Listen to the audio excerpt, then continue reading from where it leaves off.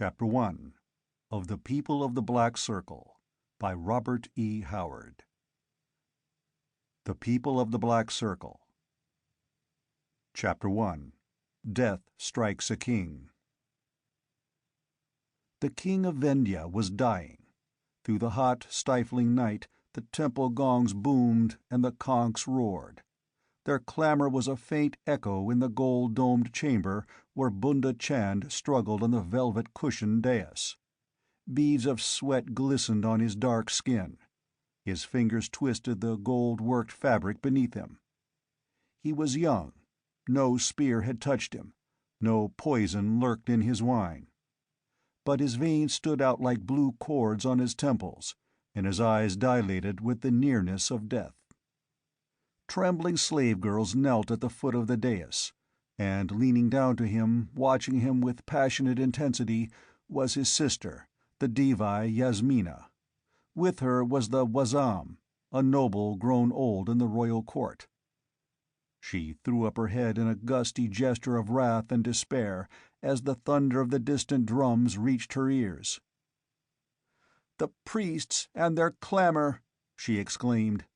"They are no wiser than the leeches who are helpless. Nay, he dies, and none can say why. He is dying now, and I stand here helpless, who would burn the whole city and spill the blood of thousands to save him." "Not a man of Ayodhya but would die in his place, if it might be, Devi," answered the Wazam. "This poison—" "I tell you it is not poison!" she cried. "Since his birth he has been guarded so closely that the cleverest poisoners of the East could not reach him. 5 skulls bleaching on the Tower of the Kites can testify to attempts which were made, and which failed. As you well know, there are 10 men and 10 women whose sole duty is to taste his food and wine, and 50 armed warriors guard his chamber as they guard it now. No, it was not poison. It is sorcery. Black, ghastly magic." She ceased as the king spoke. His livid lips did not move, and there was no recognition in his glassy eyes. But his voice rose in an eerie call, indistinct and far away, as if called to her from beyond vast, wind-blown gulfs.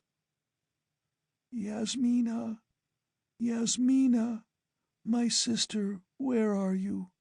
I cannot find you. All is darkness, and the roaring of great winds." "Brother," cried Yasmina, catching his limp hand in a convulsive grasp, "I am here.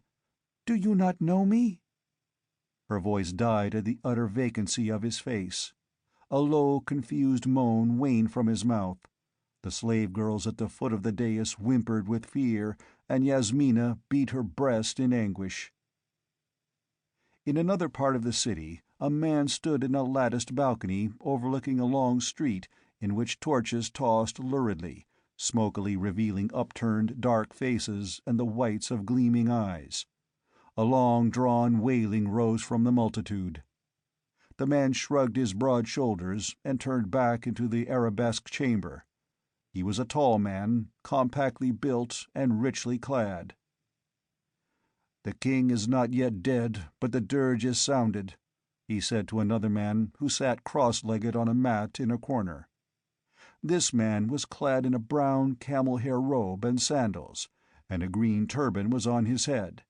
His expression was tranquil, his gaze impersonal. "The people know he will never see another dawn," this man answered.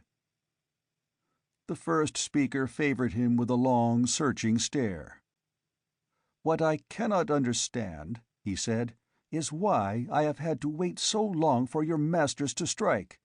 If they have slain the king now, why could they not have slain him months ago?"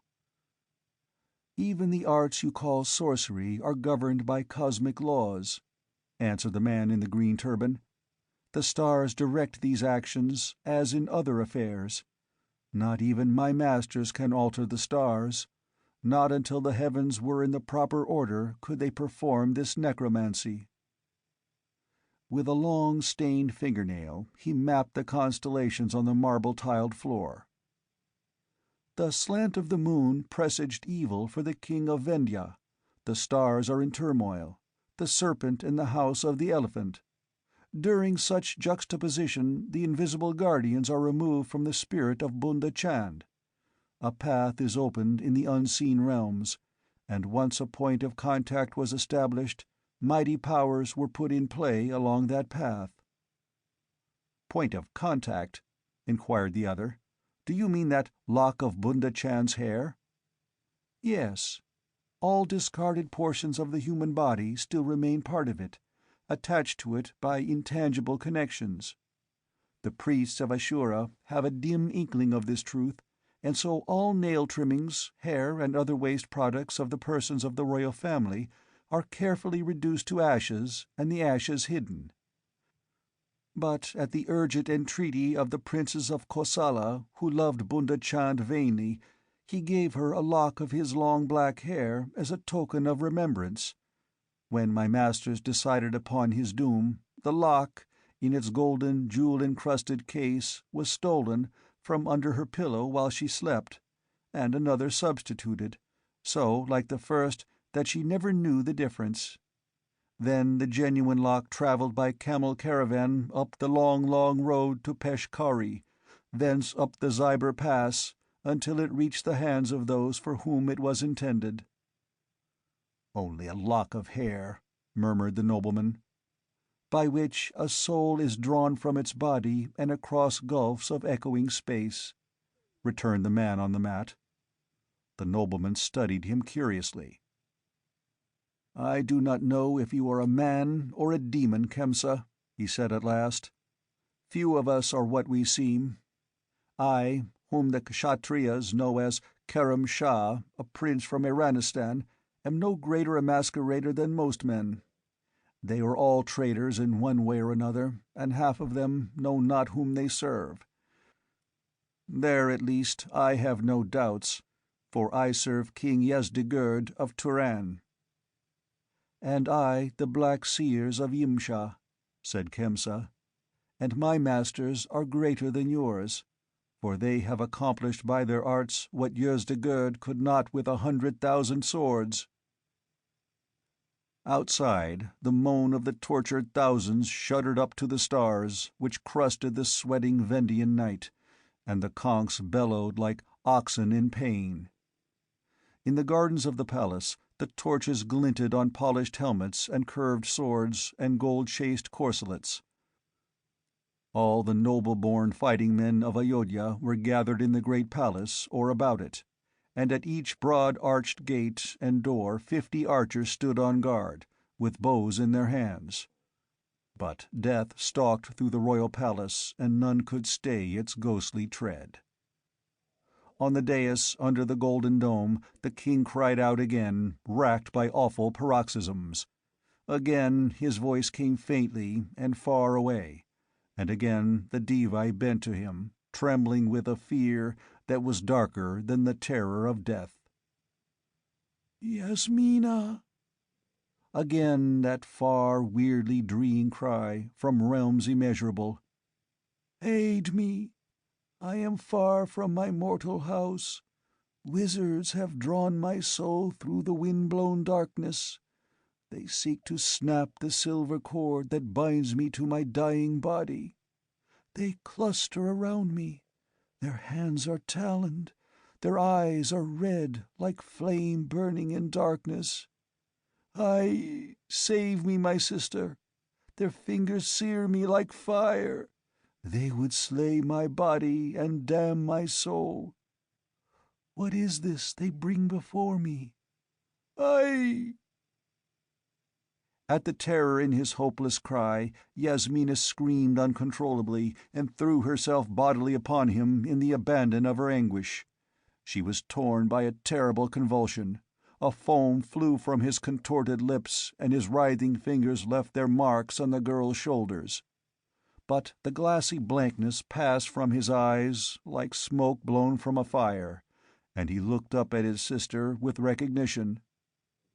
"Brother," she sobbed. "Brother!" "Swift!" he gasped, and his weakening voice was rational. "I know now what brings me to the pyre. I have been on a far journey, and I understand. I have been ensorcelled by the wizards of the Hymelians. They drew my soul out of my body and far away, into a stone room.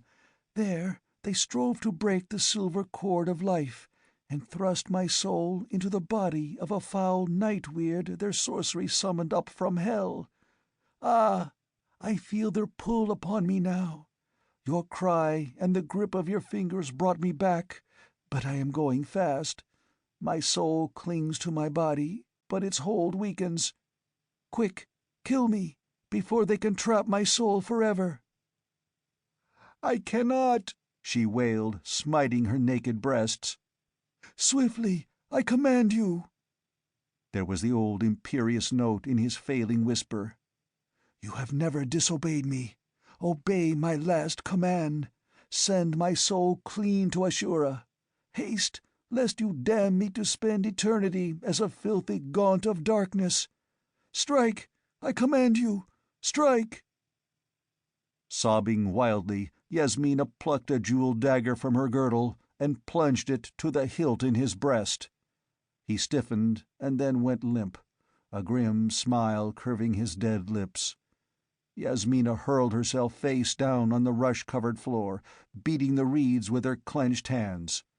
Outside, the gongs and conchs brayed and thundered, and the priests gashed themselves with copper knives. End of Chapter 1.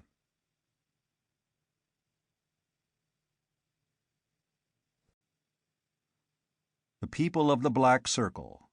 Chapter 2. A Barbarian from the Hills. Chunder Shan, governor of Peshkari, laid down his golden pen and carefully scanned that which he had written on parchment that bore his official seal. He had ruled Peshkari for so long only because he weighed his every word, spoken or written. Danger breeds caution, and only a wary man lives long in that wild country where the hot Vendhian plains meet the crags of the Hymelians. An hour's ride westward or northward, and one crossed the border and was among the hills where men lived by the law of the knife. The governor was alone in his chamber, seated at his ornately carven table of inlaid ebony. Through the wide window, open for the coolness, he could see a square of the blue Hymelian night, dotted with great white stars. An adjacent parapet was a shadowy line, and further crenelles and embrasures were barely hinted at in the dim starlight. The governor's fortress was strong, and situated outside the walls of the city it guarded. The breeze that stirred the tapestries on the wall brought faint noises from the streets of Peshkari, occasional snatches of wailing song or the thrum of a cithern.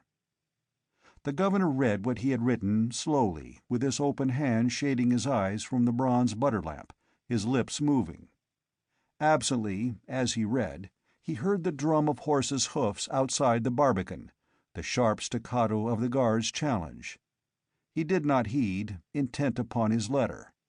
It was addressed to the Wazam of Vendhya, at the royal court of Ayodhya, and it stated, after the customary salutations, "Let it be known to Your Excellency that I have faithfully carried out Your Excellency's instructions.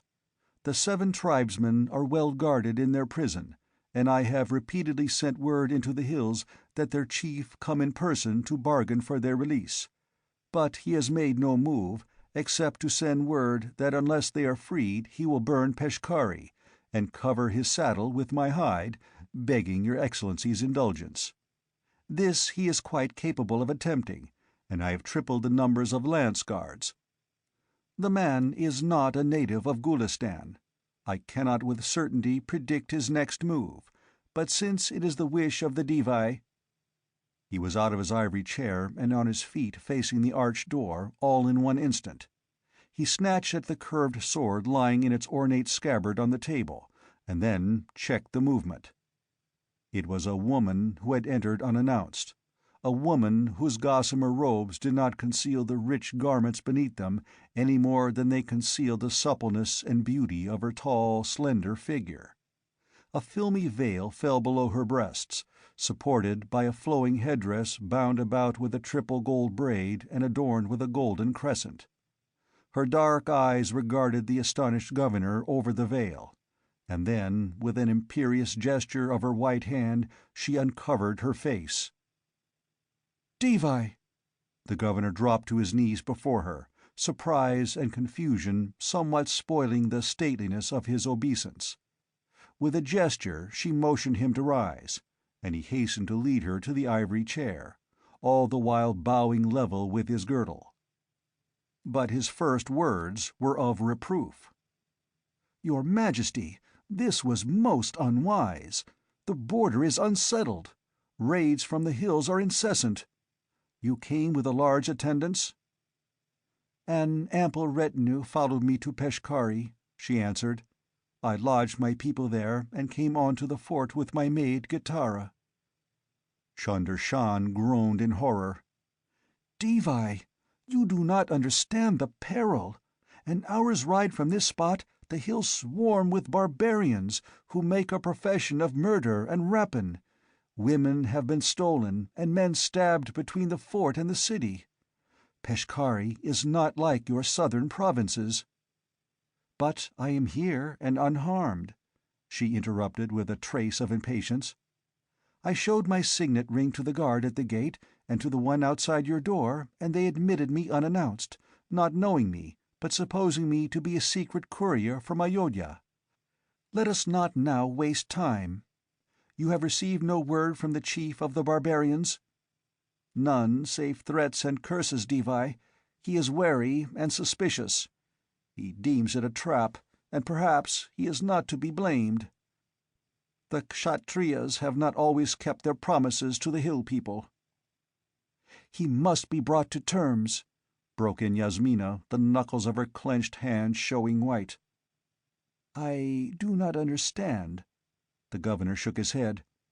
"When I chanced to capture these 7 hillmen, I reported their capture to the Wazam, as is the custom, and then, before I could hang them, there came an order to hold them and communicate with their chief.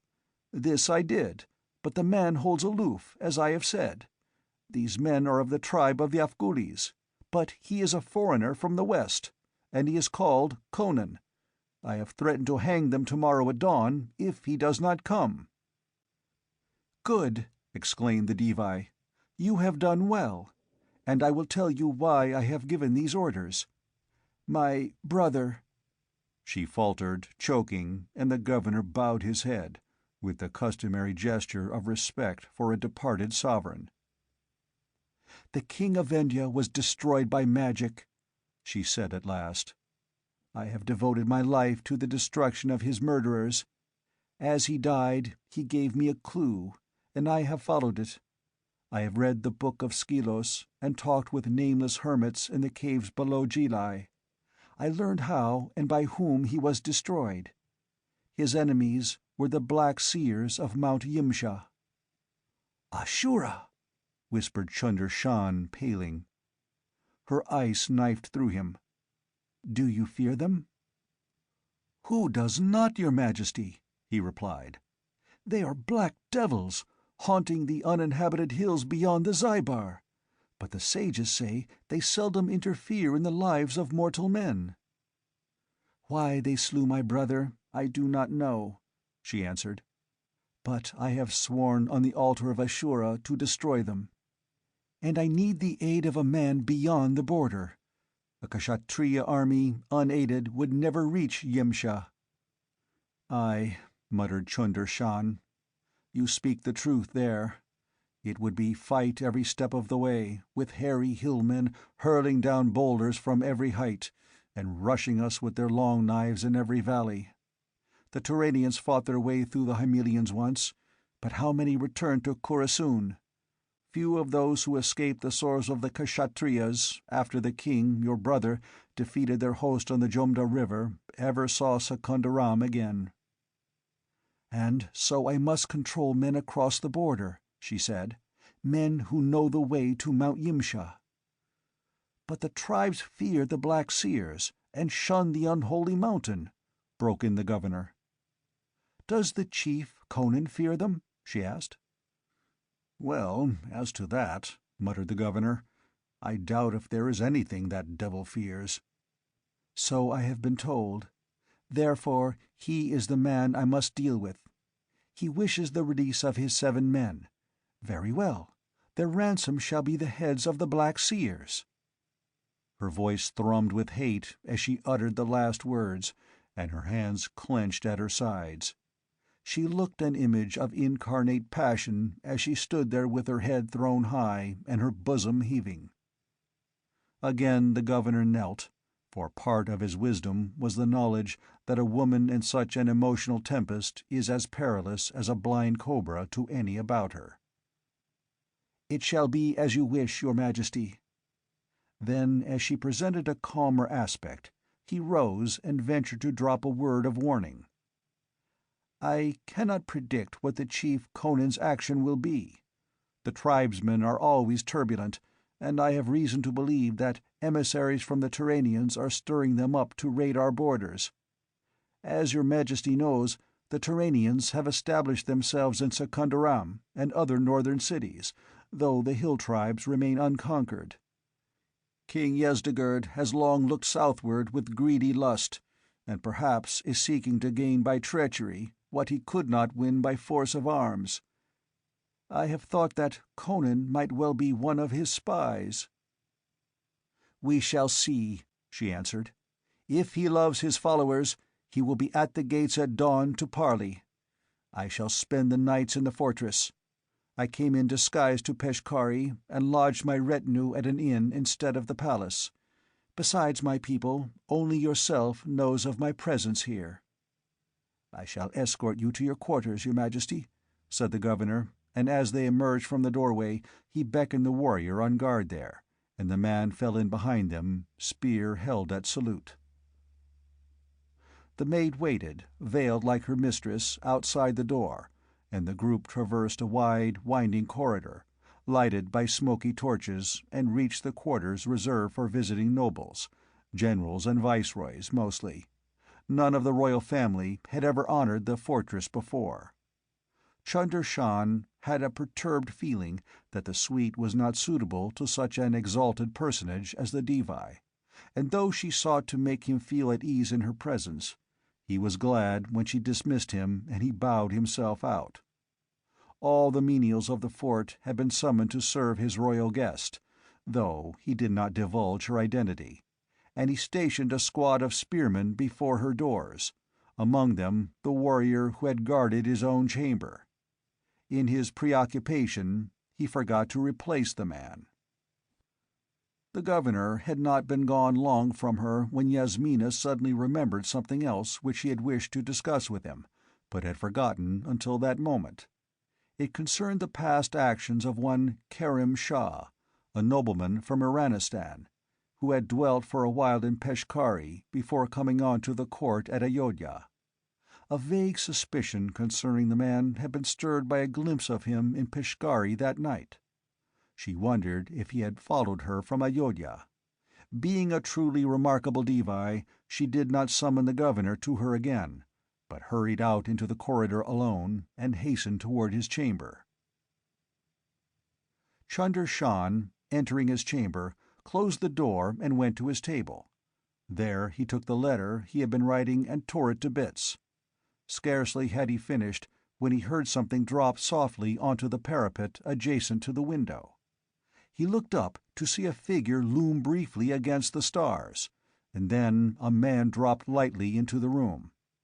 The light glinted on a long sheen of steel in his hand. "Shh!" he warned. "Don't make a noise, or I'll send the devil a henchman." The governor checked his motion toward the sword on the table. He was within reach of the yard-long Zabar knife that glittered in the intruder's fist, and he knew the desperate quickness of a hillman. The invader was a tall man, at once strong and supple. He dressed like a hillman, but his dark features and blazing blue eyes did not match his garb.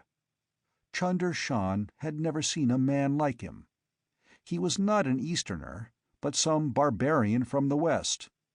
but his aspect was as untamed and formidable as any of the hairy tribesmen who haunt the hills of Gulistan. "You come like a thief in the night," commented the governor, recovering some of his composure, although he remembered that there was no guard within call. Still, the hillman could not know that. "I climbed a bastion," snarled the intruder.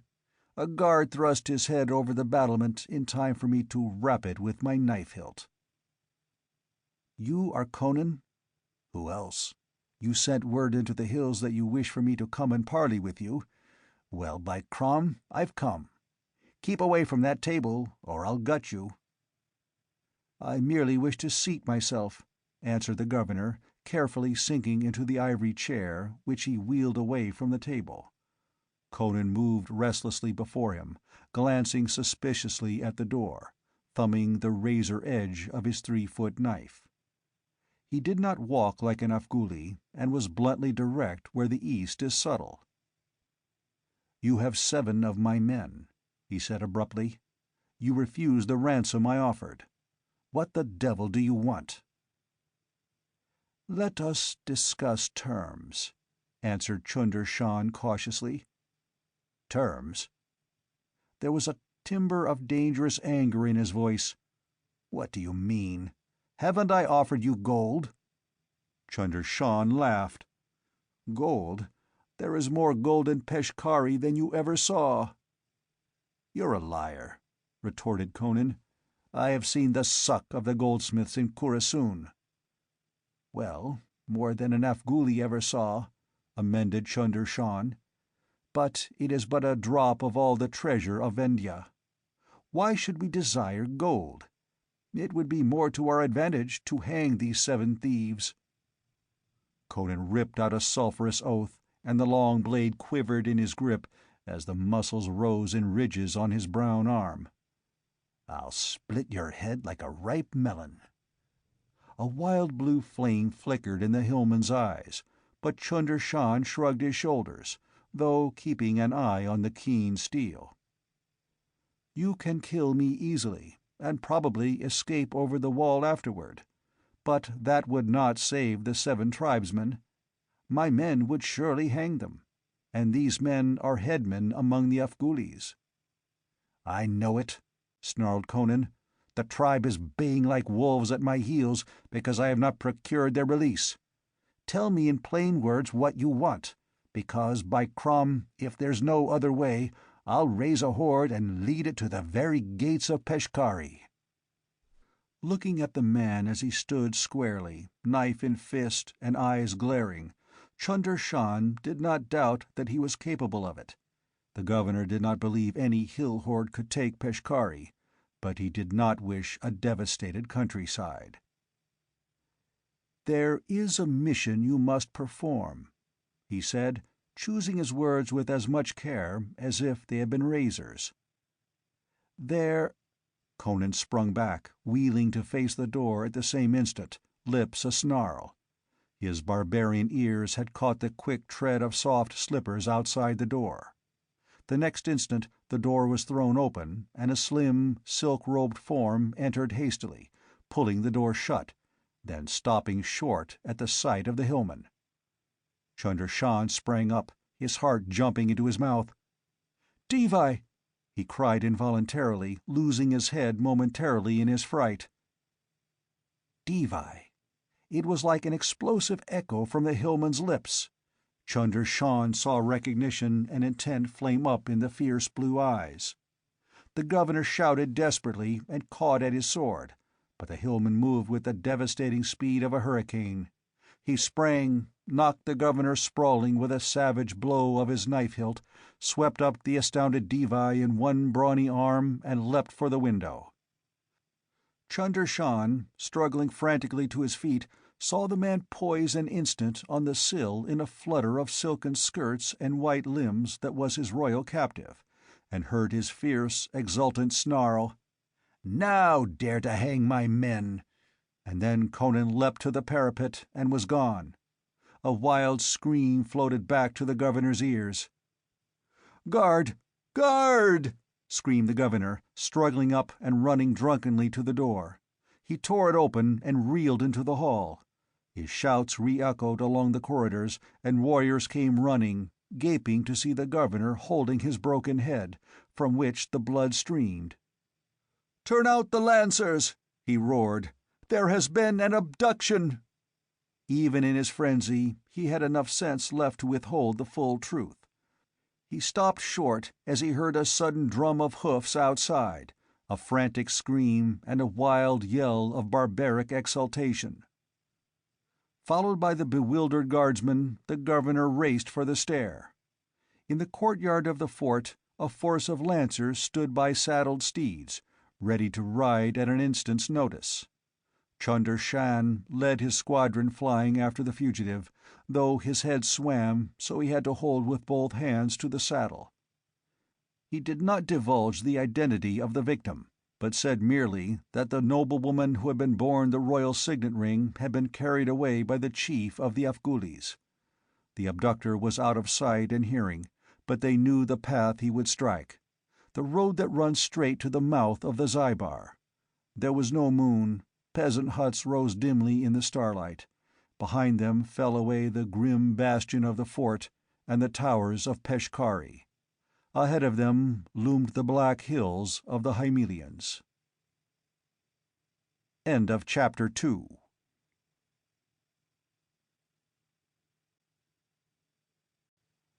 The People of the Black Circle. Chapter 3. Khemsa Uses Magic. In the confusion that reigned in the fortress while the guard was being turned out, no one noticed that the girl who had accompanied the Devi slipped out the great arched gate and vanished in the darkness. She ran straight for the city, her garments tucked high. She did not follow the open road, but cut straight through fields and over slopes, avoiding fences and leaping irrigation ditches as surely as if it were broad daylight, and as easily as if she were a trained masculine runner. The hoof-drum of the guardsman had faded away up the hill before she reached the city wall. She did not go to the great gate, beneath whose arch men leaned on spears and craned their necks into darkness, discussing the unwanted activity about the fortress. She skirted the wall until she reached a certain point where the spire of the tower was visible above the battlements. Then she placed her hands to her mouth and voiced a low, weird call that carried strangely. Almost instantly, a head appeared at an embrasure and a rope came wriggling down the wall. She seized it, placed a foot in the loop at the end, and waved her arm. Then quickly and smoothly she was drawn up the sheer stone curtain. An instant later she scrambled over the merlons and stood up on a flat roof which covered a house that was built against the wall. There was an open trap there, and a man in a camel-hair robe who silently coiled the rope, not showing in any way the strain of hauling a full-grown woman up a 40-foot wall. "Where is Kerim Shah?" she gasped, panting after her long run. "Asleep in the house below. You have news?" "Conan has stolen the Devi out of the fortress and carried her away into the hills." She blurted out her news in a rush, the words stumbling over one another. Khemsa showed no emotion, but merely nodded his turbaned head. "Kerim Shah will be glad to hear that," he said. "Wait!" The girl threw her supple arms about his neck. She was panting hard, but not only from exertion. Her eyes blazed like black jewels in the starlight. Her upturned face was close to Khemsa's, but though he submitted to her embrace, he did not return it. "Do not tell the Hyrcanian," she panted. "Let us use this knowledge ourselves. The governor has gone into the hills with his riders, but he might as well chase a ghost. He has not told anyone that it was the Devi who was kidnapped. None in Peshkari or the fort knows it except us." "But what good does it do us?" the man expostulated. "My master sent me with Kerim Shah to aid him in every way." "Aid yourself!" she cried fiercely. "Shake off your yoke!" "You mean disobey my masters?" he gasped, and she felt his whole body turn cold under her arms. "Aye." She shook him in the fury of her emotion. "You too are a magician. Why will you be a slave, using your powers only to elevate others? Use your arts for yourself." That is forbidden." He was shaking as if with an ague. "I am not one of the Black Circle. Only by the command of the Masters do I dare to use the knowledge they have taught me." "But you can use it," she argued passionately. "Do as I beg you. Of course Conan has taken the Devi to hold us hostage against the 7 tribesmen in the governor's prison. Destroy them, so Chunder Shan cannot use them to buy back the Devi. Then let us go into the mountains and take her from the Afghulis. They cannot stand against your sorcery with their knives.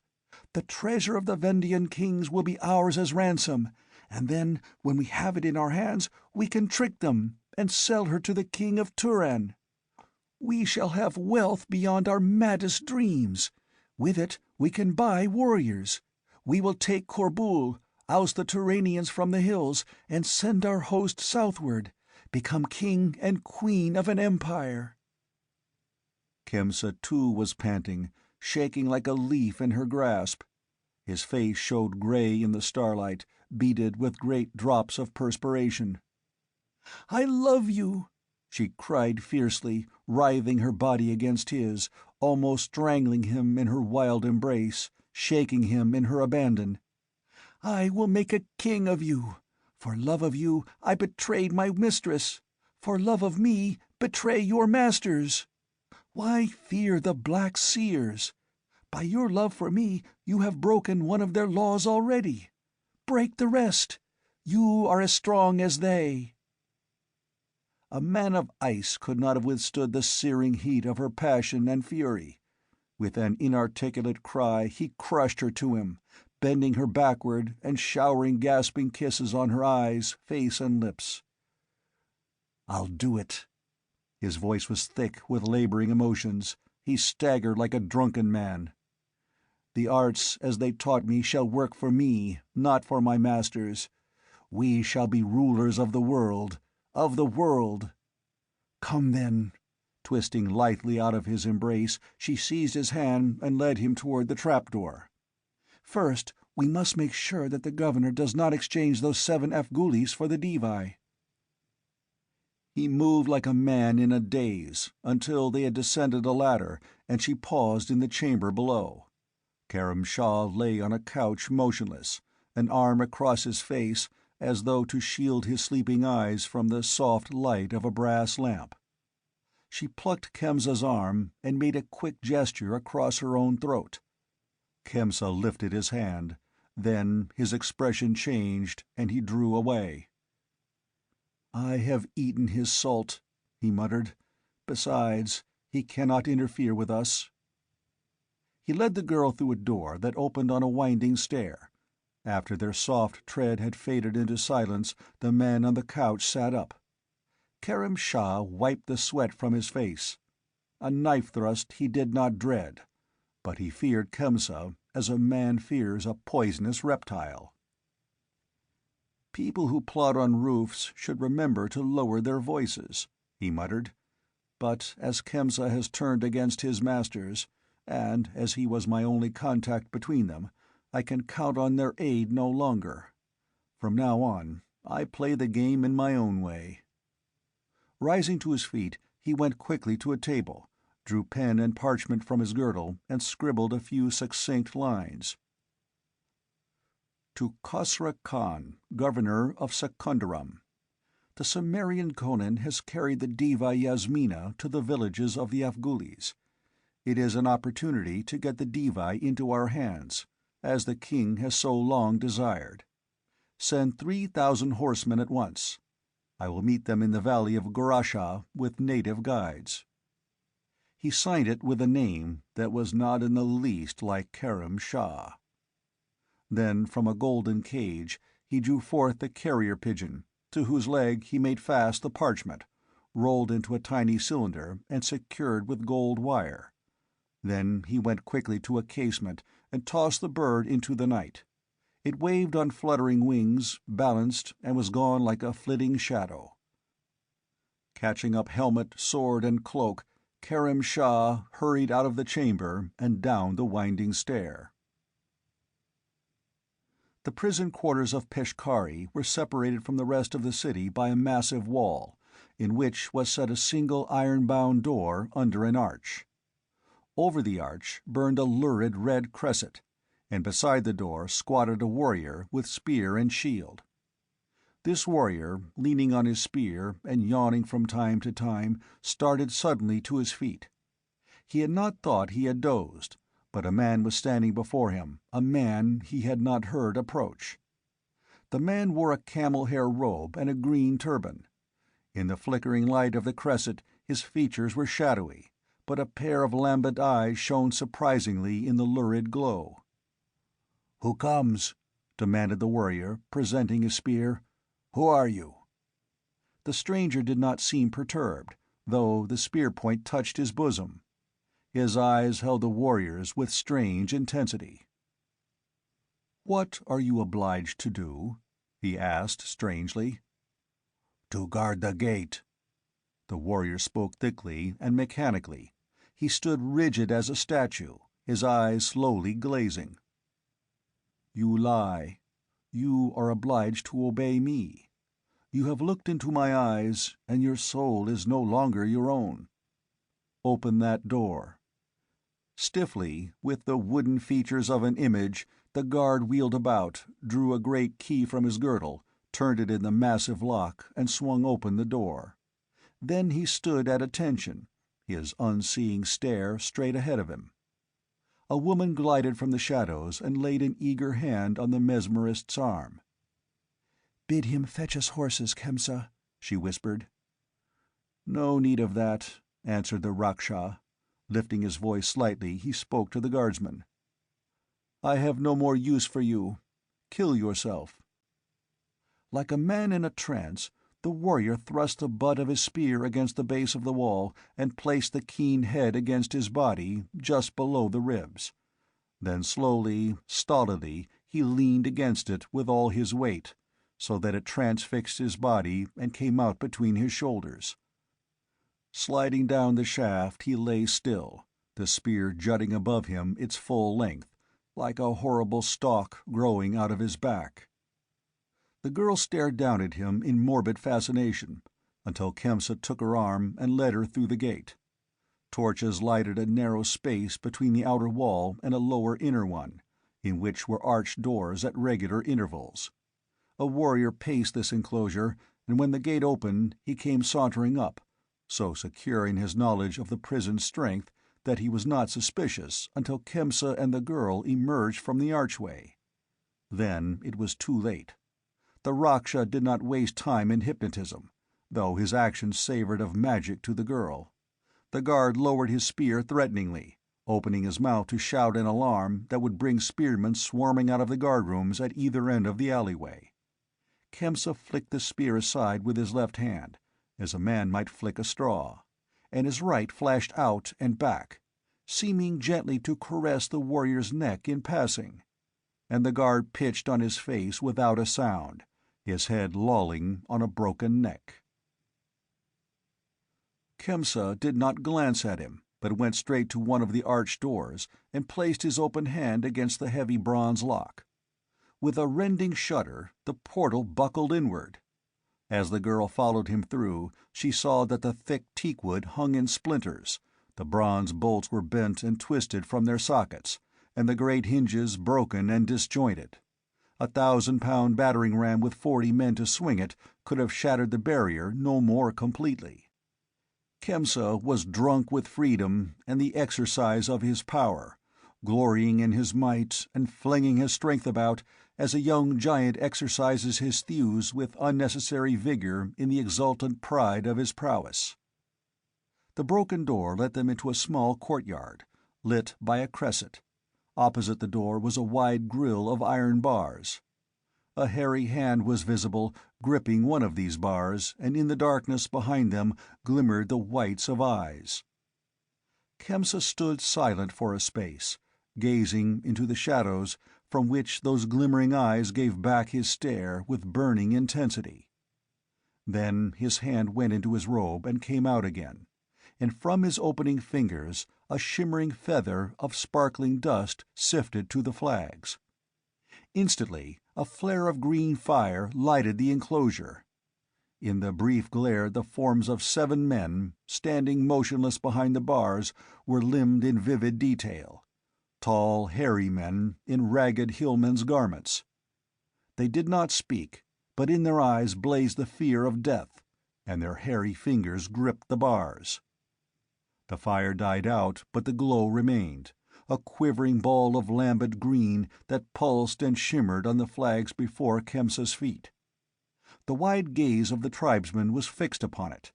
It wavered, elongated. It turned into a luminous green smoke spiraling upward. It twisted and writhed like a great, shadowy serpent, then broadened and billowed out in shining folds and whirls. It grew to a cloud moving silently over the flags, straight toward the grill. The men watched its coming with dilated eyes. The bars quivered with the grip of their desperate fingers. Bearded lips parted, but no sound came forth. The green cloud rolled on the bars and blotted them from sight. Like a fog, it oozed through the grill and hid the men within. From the enveloping folds came a strangled gasp, as of a man plunged suddenly under the surface of water. That was all. Khemsa touched the girl's arm as she stood with parted lips and dilated eyes. Mechanically, she turned away with him, looking back over her shoulder. Already the mist was thinning. Close to the bars, she saw a pair of sandaled feet, the toes turned upward. She glimpsed the indistinct outlines of 7 still, prostrate shapes. "And now for a steed swifter than the fastest horse ever bred in a mortal stable," Khemsa was saying. "We will be in Afghulistan before dawn." End of Chapter 3.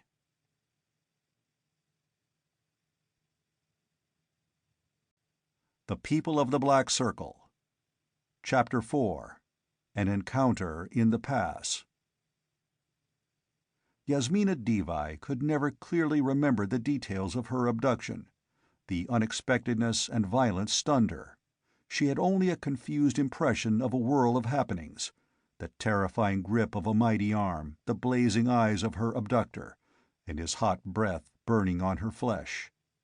The leap through the window to the parapet, the mad race across the battlements and roofs when the fear of falling froze her, the reckless descent of a rope bound to a merlin. He went down almost at a run, his captive folded limply over his brawny shoulder. All this was a befuddled tangle in the Devi's mind. She retained a more vivid memory of him running fleetly into the shadows of the trees, carrying her like a child, and vaulting into the saddle of a fierce Balkanut stallion which reared and snorted. Then there was a sensation of flying, and the racing hoofs were striking sparks of fire from the flinty road as the stallion swept up the slopes.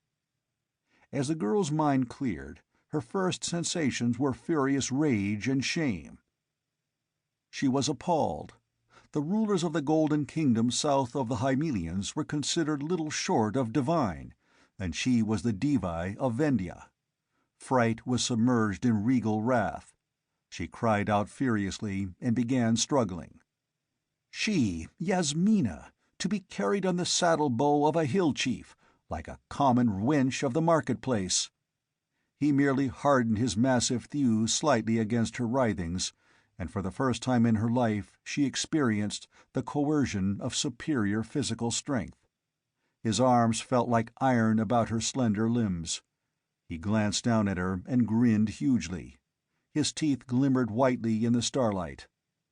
The reins lay loose on the stallion's flowing mane, and every thew and fiber of the great beast strained as he hurtled along the boulder-strewn trail. But Conan sat easily, almost carelessly in the saddle, riding like a centaur. "You hill-bred dog!" she panted, quivering with the impact of shame, anger, and the realization of helplessness. "You dare! You dare! Your life shall pay for this! Where are you taking me?" "To the villages of Afghulistan," he answered, casting a glance over his shoulder. Behind them, beyond the slopes they had traversed, torches were tossing on the walls of the fortress, and he glimpsed a flare of light that meant the great gate had been opened. And he laughed, a deep-throated boom, gusty as the hill wind. "The governor has sent his riders after us," he laughed. "By Crom, we will lead him a merry chase. What do you think, Devi? Will they pay 7 lives for a Kashtriya princess?" "They will send an army to hang you and your spawn of devils," she promised him with conviction. He laughed gustily and shifted her to a more comfortable position in his arms. But she took this as a fresh outrage, and renewed her vain struggle, until she saw that her efforts were only amusing him. Besides, her light silken garments, floating on the wind, were being outrageously disarranged by her struggles. She concluded that a scornful submission was the better part of dignity, and lapsed into a smoldering quiescence. She felt even her anger being submerged by awe as they entered the mouth of the pass, lowering like a black well-mouth in the blacker walls that rose like colossal ramparts to bar their way. It was as if a gigantic knife had cut the Zybar out of walls of solid rock. On either hand, sheer slopes pitched up for thousands of feet, and the mouth of the pass was dark as hate. Even Conan could not see with any accuracy, but he knew the road, even by night. And knowing that armed men were racing through the starlight after him, he did not check the stallion's speed. The great brute was not yet showing fatigue. He thundered along the road that followed the valley bed, labored up a slope, swept along a low ridge where treacherous shale on either hand lurked for the unwary, and came upon a trail that followed the lap of the left-hand wall. Not even Conan could spy in that darkness an ambush set by Zybar tribesmen. As they swept past the black mouth of a gorge that opened into the pass, a javelin swished through the air and thudded home behind the stallion's straining shoulder. The great beast let out his life in a shuddering sob and stumbled, going headlong in mid-stride. But Conan had recognized the flight and stroke of the javelin, and he acted with spring-steel quickness.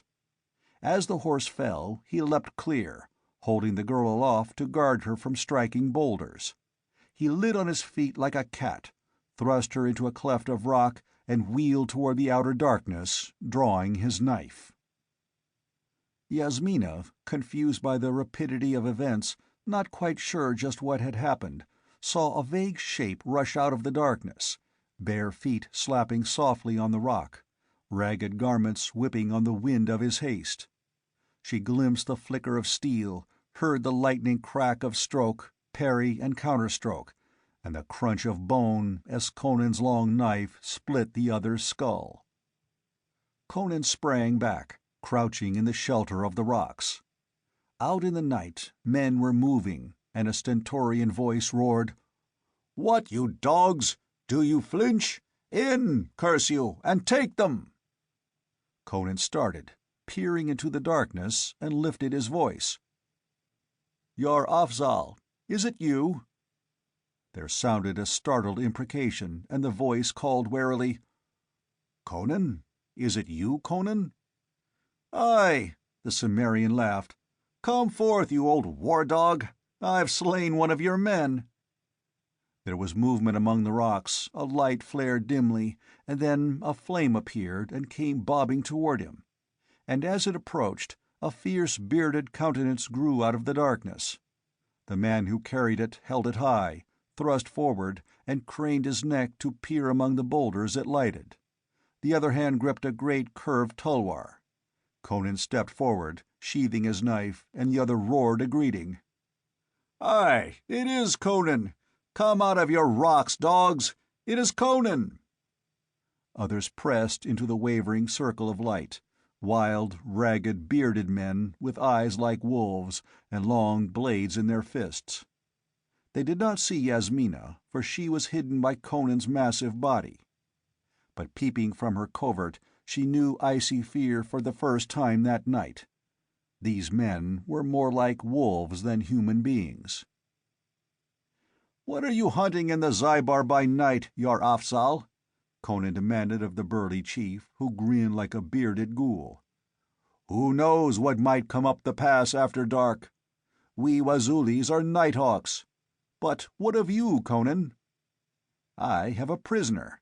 answered the Cimmerian, and moving aside, he disclosed the cowering girl. Reaching a long arm into the crevice, he drew her trembling forth. Her imperious bearing was gone. She stared timidly at the ring of bearded faces that hemmed her in, and was grateful for the strong arm that clasped her possessively. The torch was thrust close to her, and there was a sucking intake of breath about the ring.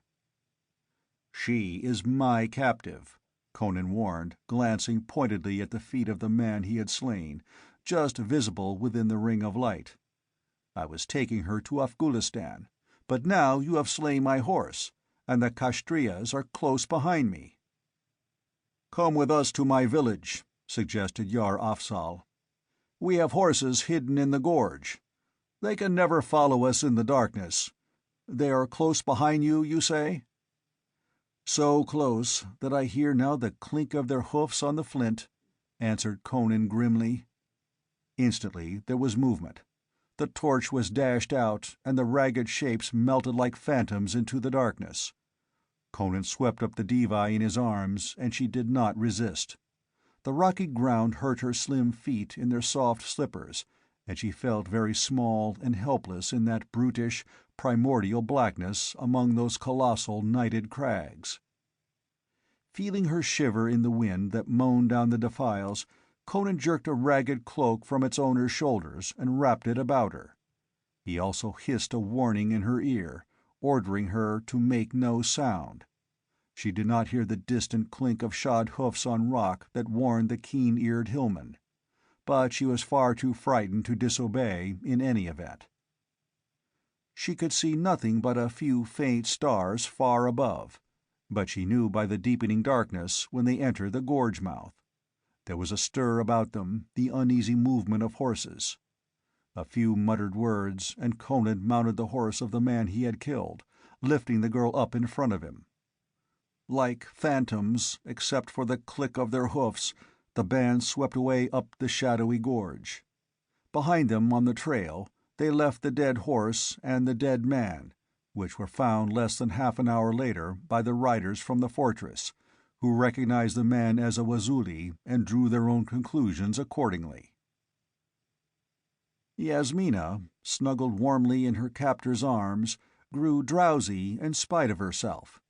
The motion of the horse, though it was uneven, uphill and down, yet possessed a certain rhythm which combined with weariness and emotional exhaustion to force sleep upon her. She had lost all sense of time or direction. They moved in soft, thick darkness, in which she sometimes glimpsed vaguely gigantic walls sweeping up like black ramparts, or great crags shouldering the stars. At times she sensed echoing depths beneath them, or felt the wind of dizzy heights blowing cold about her. Gradually these things faded into a dreamy unwakefulness, in which the clink of hoofs and the creak of saddles were like the irrelevant sounds in a dream. She was vaguely aware when the motion ceased, and she was lifted down and carried a few steps. Then she was laid down on something soft and rustling, and something, a folded coat perhaps, was thrust under her head, and the cloak in which she was wrapped was carefully tucked about her. She heard Yar Afzal laugh.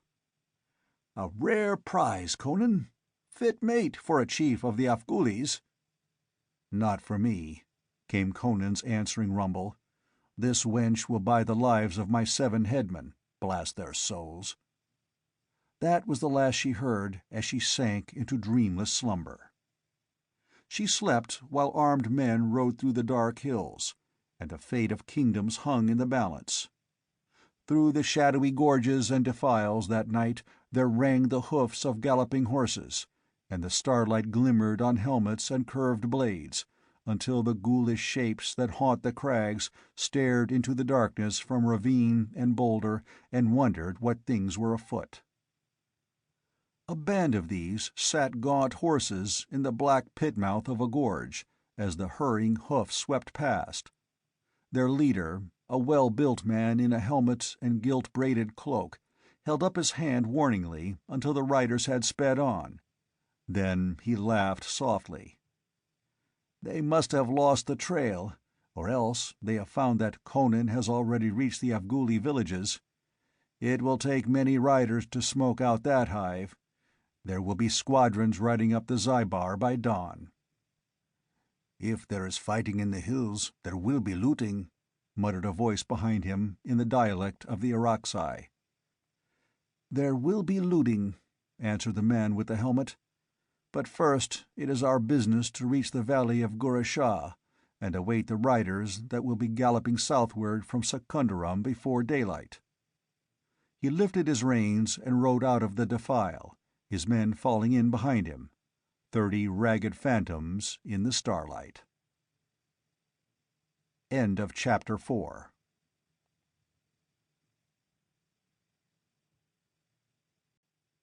The People of the Black Circle. Chapter 5. The Black Stallion. The sun was well up when Yasmina awoke. She did not start and stare blankly, wondering where she was. She awoke with full knowledge of all that had occurred. Her supple limbs were stiff from her long ride, and her firm flesh seemed to feel the contact of the muscular arm that had borne her so far. She was lying on a sheepskin covering a pallet of leaves on a hard-beaten dirt floor. A folded sheepskin coat was under her head, and she was wrapped in a ragged cloak. She was in a large room, the walls of which were crudely but strongly built of uncut rocks, plastered with sun-baked mud. Heavy beams supported a roof of the same kind, in which showed a trapdoor up to which led a ladder. There were no windows in the thick walls, only loopholes. There was one door, a sturdy bronze affair that must have been looted from some Vendhian border tower. Opposite it was a wide opening in the wall, with no door, but several strong wooden bars in place. Beyond them Yasmina saw a magnificent black stallion munching on a pile of dried grass. The building was fort, dwelling-place, and stable in one. At the other end of the room a girl in the vest and baggy trousers of a hill-woman squatted beside a small fire, cooking strips of meat on an iron grid laid over blocks of stone. There was a sooty cleft in the wall a few feet from the door, and some of the smoke found its way out there. The rest floated in blue wisps about the room. The hill girl glanced at Yasmina over her shoulder, displaying a bold, handsome face, and then continued her cooking. Voices boomed outside. Then the door was kicked open and Conan strode in. He looked more enormous than ever with the morning sunlight behind him, and Yasmina noted some details that had escaped her the night before. His garments were clean and not ragged.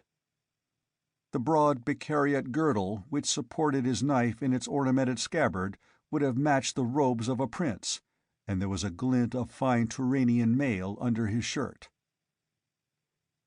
"Your captive is awake, Conan," said the Wazuli girl, and he grunted, strode up to the fire, and swept the strips of mutton off into a stone dish.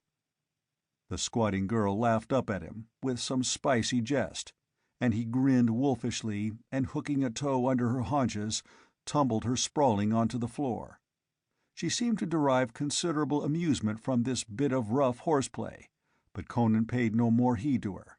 Producing a great hunk of bread from somewhere, with a copper jug of wine, he carried the lot to Yasmina, who had risen from her pallet and was regarding him doubtfully. "Rough fare for a Devi girl, but our best," he grunted. "It will fill your belly at least." He set the platter on the floor, and she was suddenly aware of a ravenous hunger. Making no comment, she seated herself cross-legged on the floor, and taking the dish in her lap, she began to eat, using her fingers, which were all she had in the way of table utensils.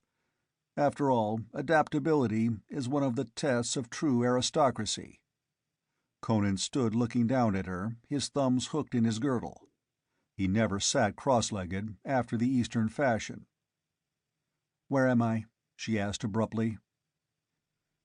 "In the hut of Yar Afzal, the chief of the Kurum Wazulis," he answered.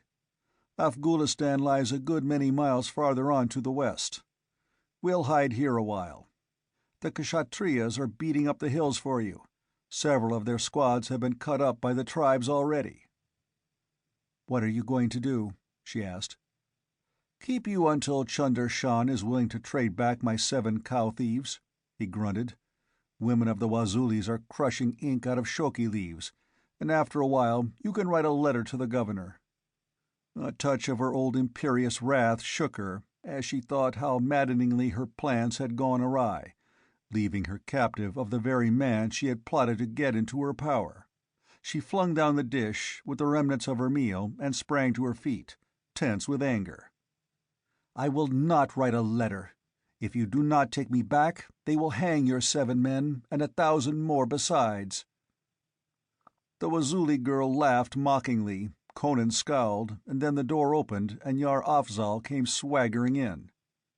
The Wazuli chief was tall as Conan, and of greater girth, but he looked fat and slow beside the hard compactness of the Cimmerian.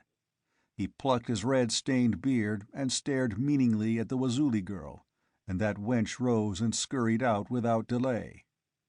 Then Yar Afzal turned to his guest. "The damnable people murmur, Conan," quoth he. "They wish me to murder you and take the girl to hold for ransom.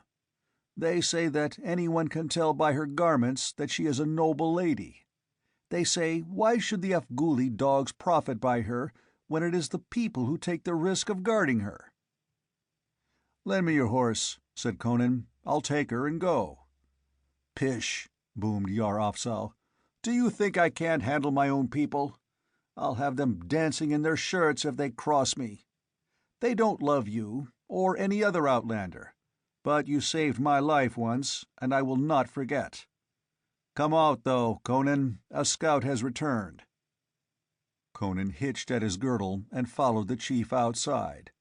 They closed the door after them, and Yasmina peeped through a loophole. She looked out on a level space before the hut. At the farther end of that space there was a cluster of mud and stone huts, and she saw naked children playing among the boulders, and the slim, erect women of the hills going about their tasks. Directly before the chief's hut a circle of hairy, ragged men squatted, facing the door. Conan and Yar Afzal stood a few paces before the door, and between them and the ring of warriors another man sat cross-legged. This one was addressing his chief in the harsh accents of the Wazuli, which Yasmina could scarcely understand, though as a part of her royal education she had been taught the languages of Iranistan and the kindred tongues of Gulistan. "I talked with the Dagozai who saw the riders last night," said the scout. "He was lurking near where they came to the spot where we ambushed the Lord Conan. He overheard their speech. Chunder Shan was with them. They found the dead horse, and one of the men recognized it as Conan's. Then they found the man Conan slew, and knew him for a Wazuli. It seemed to them that Conan had been slain and the girl taken by the Wazuli, so they turned aside from their purpose of following to Afghanistan. But they did not know from which village the dead man was come, and we have left no trail a Kshatriya could follow. So they rode to the nearest Wazuli village, which was the village of Jugra, and burnt it, and slew many of the people. But the men of Kojur came upon them in darkness and slew some of them, and wounded the governor. So the survivors retired down the Zybar in the darkness before dawn, but they returned with reinforcements before sunrise, and there has been skirmishing and fighting in the hills all morning. It is said that a great army is being raised to sweep the hills about the Zybar. The tribes are whetting their knives and laying ambushes in every pass from here to Gorasha Valley. Moreover, Kerim Shah has returned to the hills." A grunt went around the circle, and Yasmina leaned closer to the loophole at the name she had begun to mistrust. "Where went he?" demanded Yar Afzal. The Dagozai did not know. With him were 30 Irakzai of the lower villages. They rode into the hills and disappeared. "These Irakzai are jackals that follow a lion for crumbs," growled Yar Afzal. "They have been lapping up the coins Kerim Shah scatters among the border tribes to buy men like horses. I like him not, for all he is our kinsman from Iranistan." "He's not even that," said Conan. "I know him of old. He's an Hyrcanian, a spy of Yezdegerd's. If I catch him, I'll hang his hide to a tamarisk." "But the Kshatriyas," clamored the men in the semicircle. "Are we to squat on our haunches until they smoke us out? They will learn at last in which Wazuli village the Vemsha is held. We are not loved by the Zaibari. They will help the Kshatriyas hunt us out." "Let them come," grunted Yar Afzal. "We can hold the defiles against a host." One of the men leapt up and shook his fist at Conan. "Are we to take all the risks while he reaps the rewards?" he howled. "Are we to fight his battles for him?" With a stride, Conan reached him and bent slightly to stare full into his hairy face. The Cimmerian had not drawn his long knife, but his left hand grasped the scabbard, jutting the hilt suggestively forward. "I ask no man to fight my battles," he said softly. "Draw your blade if you dare, you yapping dog." The Wazuli started back, snarling like a cat. "Dare to touch me, and here are 50 men to rend you apart," he screeched. "What?" roared Yar Afzal, his face purpling with wrath. His whiskers bristled, his belly swelled with his rage. "Are you chief of Kurrum?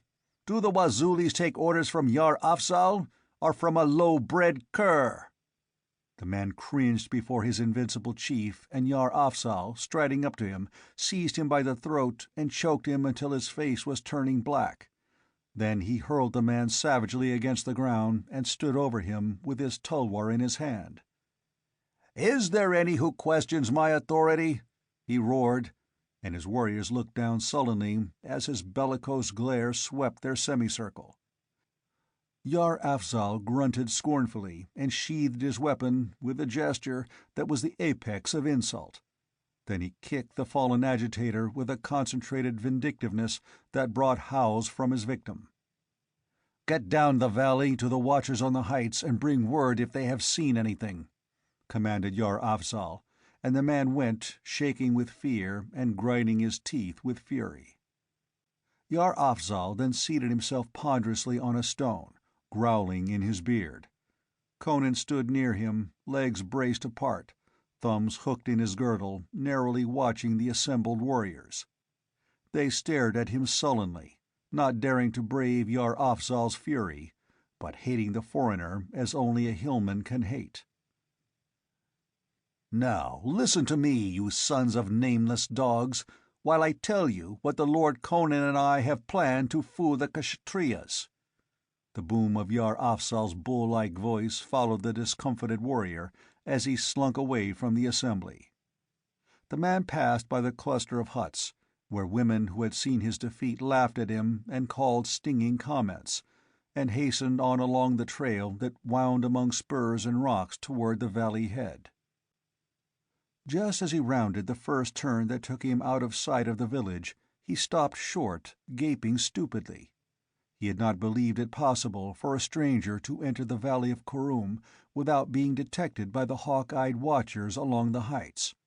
Yet a man sat cross-legged on a low ledge beside the path, a man in a camel-hair robe and a green turban. The Wazuli's mouth gaped for a yell, and his hand leapt to his knife-hilt. But at that instant his eyes met those of the stranger, and the cry died in his throat. His fingers went limp. He stood like a statue, his own eyes glazed and vacant. For minutes the scene held motionless. Then the man on the ledge drew a cryptic symbol in the dust on the rock with his forefinger. The Wazuli did not see him place anything within the compass of that emblem, but presently something gleamed there, a round, shiny black ball that looked like polished jade. The man in the green turban took this up and tossed it to the Wazuli, who mechanically caught it. "Carry this to Yar Afzal," he said, and the Wazuli turned like an automaton and went back along the path, holding the black jade ball in his outstretched hand. He did not even turn his head to the renewed jeers of the women as he passed the huts. He did not seem to hear. The man on the ledge gazed after him with a cryptic smile. A girl's head rose above the rim of the ledge, and she looked at him with admiration and a touch of fear that had not been present the night before. "Why did you do that?" she asked. He ran his fingers through her dark locks caressingly. "Are you still dizzy from your flight on the horse of air that you doubt my wisdom?" he laughed. "As long as Yar Afzal lives, Conan will bide safe among the Wazuli fighting men. Their knives are sharp, and there are many of them. What I plot will be safer, even for me, than to seek to slay him and take her from among them. It takes no wizard to predict what the Wazulis will do, and what Conan will do, when my victim hands the globe of Yazud to the chief of Korum." Back before the hut, Yar Afzal halted in the midst of some tirade, surprised and displeased to see the man he had sent up the valley, pushing his way through the throng. "I bade you to go to the Watchers," the chief bellowed. "You have not had time to come from them." The other did not reply. He stood woodenly, staring vacantly into the chief's face, his palm outstretched holding the jade ball. Conan, looking over Yar Afzal's shoulder, murmured something and reached to touch the chief's arm, but as he did so, Yar Afzal, in a paroxysm of anger, struck the man with his clenched fist and felled him like an ox. As he fell, the jade sphere rolled to Yar Afzal's foot, and the chief, seeming to see it for the first time, bent and picked it up. The men, staring perplexedly at their senseless comrade, saw their chief bend, but they did not see what he picked up from the ground. Yar Afzal straightened, glanced at the jade, and made a motion to thrust it into his girdle. "Carry that fool to his hut," he growled. "He has the look of a lotus-eater. He returned me a blank stare. I... In his right hand, moving toward the girdle, he had suddenly felt movement where movement should not be. His voice died away as he stood and glared at nothing, and inside his clenched right hand he felt the quivering of change, of motion, of life. He no longer held a smooth, shining sphere in his fingers, and he dared not look. His tongue clove to the roof of his mouth, and he could not open his hand. His astonished warriors saw Yar Afzal's eyes distend, the color ebb from his face. Then suddenly a bellow of agony burst from his bearded lips. He swayed and fell as if struck by lightning, his right arm tossed out in front of him. Face down he lay, and from between his opening fingers crawled a spider, a hideous, black, hairy-legged monster whose body shone like black jade. The men yelled and gave back suddenly, and the creature scuttled into a crevice of the rocks and disappeared. The warriors started up, glaring wildly, and a voice rose above their clamor, a far, carrying voice of command which came from none knew where. Afterward, each man there, who still lived, denied that he had shouted, but all there heard it. "Yar Afzal is dead! Kill the outlander!" That shout focused their whirling minds as one.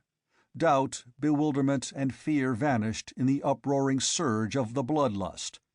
A furious yell rent the skies as the tribesmen responded instantly to the suggestion. They came headlong across the open space, cloaks flapping, eyes blazing, knives lifted. Conan's action was as quick as theirs. As the voice shouted, he sprang for the hut door. But they were closer to him than he was to the door, and with one foot on the sill he had to wheel and parry the swipe of a yard-long blade. He split the man's skull, ducked another swinging knife and gutted the wielder, felled a man with his left fist and stabbed another in the belly, and heaved back mightily against the closed door with his shoulders. Hacking blades were nicking chips out of the jambs about his ears, but the door flew open under the impact of his shoulders, and he went stumbling backward into the room. A bearded tribesman, thrusting with all his fury as Conan sprang back, overreached and pitched head first through the doorway. Conan stopped, grasped the slack of his garments and hauled him clear, and slammed the door in the faces of the men who came surging into it. Bones snapped under the impact, and the next instant Conan slammed the bolts into place and whirled with desperate haste to meet the man who sprang from the floor and tore into action like a madman. Yasmina cowered in a corner, staring in horror as the two men fought back and forth across the room, almost trampling her at times. The flash and clangor of their blades filled the room, and outside the mob clamored like a wolf pack, hacking deafeningly at the bronze door with their long knives, and dashing huge rocks against it. Somebody fetched a tree trunk, and the door began to stagger under the thunderous assault. Yasmina clasped her ears, staring wildly. Violence and fury within, cataclysmic madness without.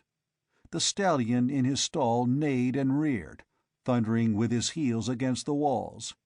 He wheeled and launched his hoofs through the bars just as the tribesman, backing away from Conan's murderous swipes, stumbled against them. His spine cracked in 3 places like a rotten branch, and he was hurled headlong against the Cimmerian, bearing him backward so that they both crashed to the beaten floor. Yasmina cried out and ran forward. To her dazed sight it seemed that both were slain. She reached them just as Conan threw aside the corpse and rose. She caught his arm, trembling from head to foot. "Oh, you live! I thought you were dead." He glanced down at her quickly, into the pale, upturned face and the wide, staring dark eyes. "Why are you trembling?" he demanded. "Why should you care if I live or die?" A vestige of her poise returned to her, and she drew away, making a rather pitiful attempt at playing the diva. "You are preferable to those wolves howling without," she answered, gesturing toward the door, the stone sill of which was beginning to splinter away. "That won't hold long," he muttered, then turned and went swiftly to the stall of the stallion. Yasmina clenched her hands and caught her breath as she saw him tear aside the splintered bars and go into the stall with the maddened beast. The stallion reared above him, neighing terribly, hoofs lifted, eyes and teeth flashing and ears laid back. But Conan leapt and caught his mane with a display of sheer strength that seemed impossible, and dragged the beast down on his forelegs. The steed snorted and quivered, but stood still while the man bridled him and clapped on the gold-worked saddle with the wide silver stirrups. Wheeling the beast around in the stall, Conan called quickly to Yasmina, and the girl came, sidling nervously past the stallion's heels. Conan was working at the stone wall, talking swiftly as he worked.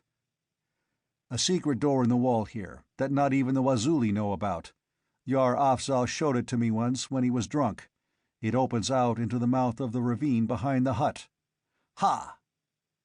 As he tugged at a projection that seemed casual, a whole section of the wall slid back on oiled iron runners. Looking through, the girl saw a narrow defile opening in a sheer stone cliff within a few feet of the hut's back wall. Then Conan sprang into the saddle and hauled her up before him. Behind them, the great door groaned like a living thing and crashed in, and a yell rang to the roof as the entrance was instantly flooded with hairy faces and knives in hairy fists. And then the great stallion went through the wall like a javelin from a catapult, and thundered into the defile, running low, foam flying from the bit rings. That move came as an absolute surprise to the Wazulis. It was a surprise, too, to those stealing down the ravine. It happened so quickly, the hurricane-like charge of the great horse, that a man in a green turban was unable to get out of the way. He went down under the frantic hoofs, and a girl screamed. Conan got one glimpse of her as they thundered by, a slim, dark girl in silk trousers and a jeweled breastband, flattening herself against the ravine wall. Then the black horse and his riders were gone up the gorge like the spume blown before a storm, and the men who came tumbling through the wall into the defile after them met that which changed their yells of bloodlust to shrill screams of fear and death. End of Chapter 5.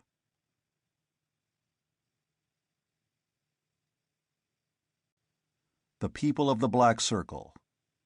Chapter 6. the mountain of the Black Seers. Where now? Yasmina was trying to sit erect on the rocking saddle-bow, clutching her captor. She was conscious of a recognition of shame that she should not find unpleasant the feel of his muscular flesh under her fingers. "To Afghanistan," he answered. "It's a perilous road, but the stallion will carry us easily, unless we fall in with some of your friends, or my tribal enemies. Now that Yar Afzal is dead, those damned Wazulis will be on our heels. I'm surprised we haven't sighted them behind us already." "Who is that man you rode down?" she asked. "I don't know. I never saw him before. He's no ghoulie, that's certain. What the devil he was doing there is more than I can say. There was a girl with him, too." "Yes." Her gaze was shadowed. "I cannot understand that. That girl was my maid Gitara. Do you suppose she was coming to aid me? That the man was a friend? If so, the Wazulis have captured them both." "Well," he answered, "there's nothing we can do. If we go back, they'll skin us both. I can't understand how a girl like that could get this far into the mountains with only one man, and he a robed scholar, for that's what he looked like. There's something infernally queer in all this. That fellow Yar Afzal beat and sent away. He moved like a man walking in his sleep. I've seen the priests of Zamora perform their abominable rituals in their forbidden temples, and their victims had a stare like that man. The priests looked into their eyes and muttered incantations, and then the people became the walking dead men, with glassy eyes, doing as they were ordered. And then I saw what the fellow had in his hand, which Yar Afzal picked up. It was like a big black jade bead, such as the temple girls of Yazud wear when they dance before the black stone spider which is their god. Yar Afzal held it in his hand, and he didn't pick up anything else. Yet when he fell dead, a spider, like the god at Yazud, only smaller, ran out of his fingers. And then, when the Wazuli stood uncertain there, a voice cried out for them to kill me, and I know that voice didn't come from any of the warriors, nor from the women who watched by the huts. It seemed to come from above." Yasmina did not reply. She glanced at the stark outlines of the mountains all about them and shuddered. Her soul shrank from their gaunt brutality. This was a grim, naked land where anything might happen. Age-old traditions invested it with shuddery horror for anyone born in the hot, luxuriant southern plains. The sun was high, beating down with fierce heat, yet the wind that blew in fitful gusts seemed to sweep off slopes of ice.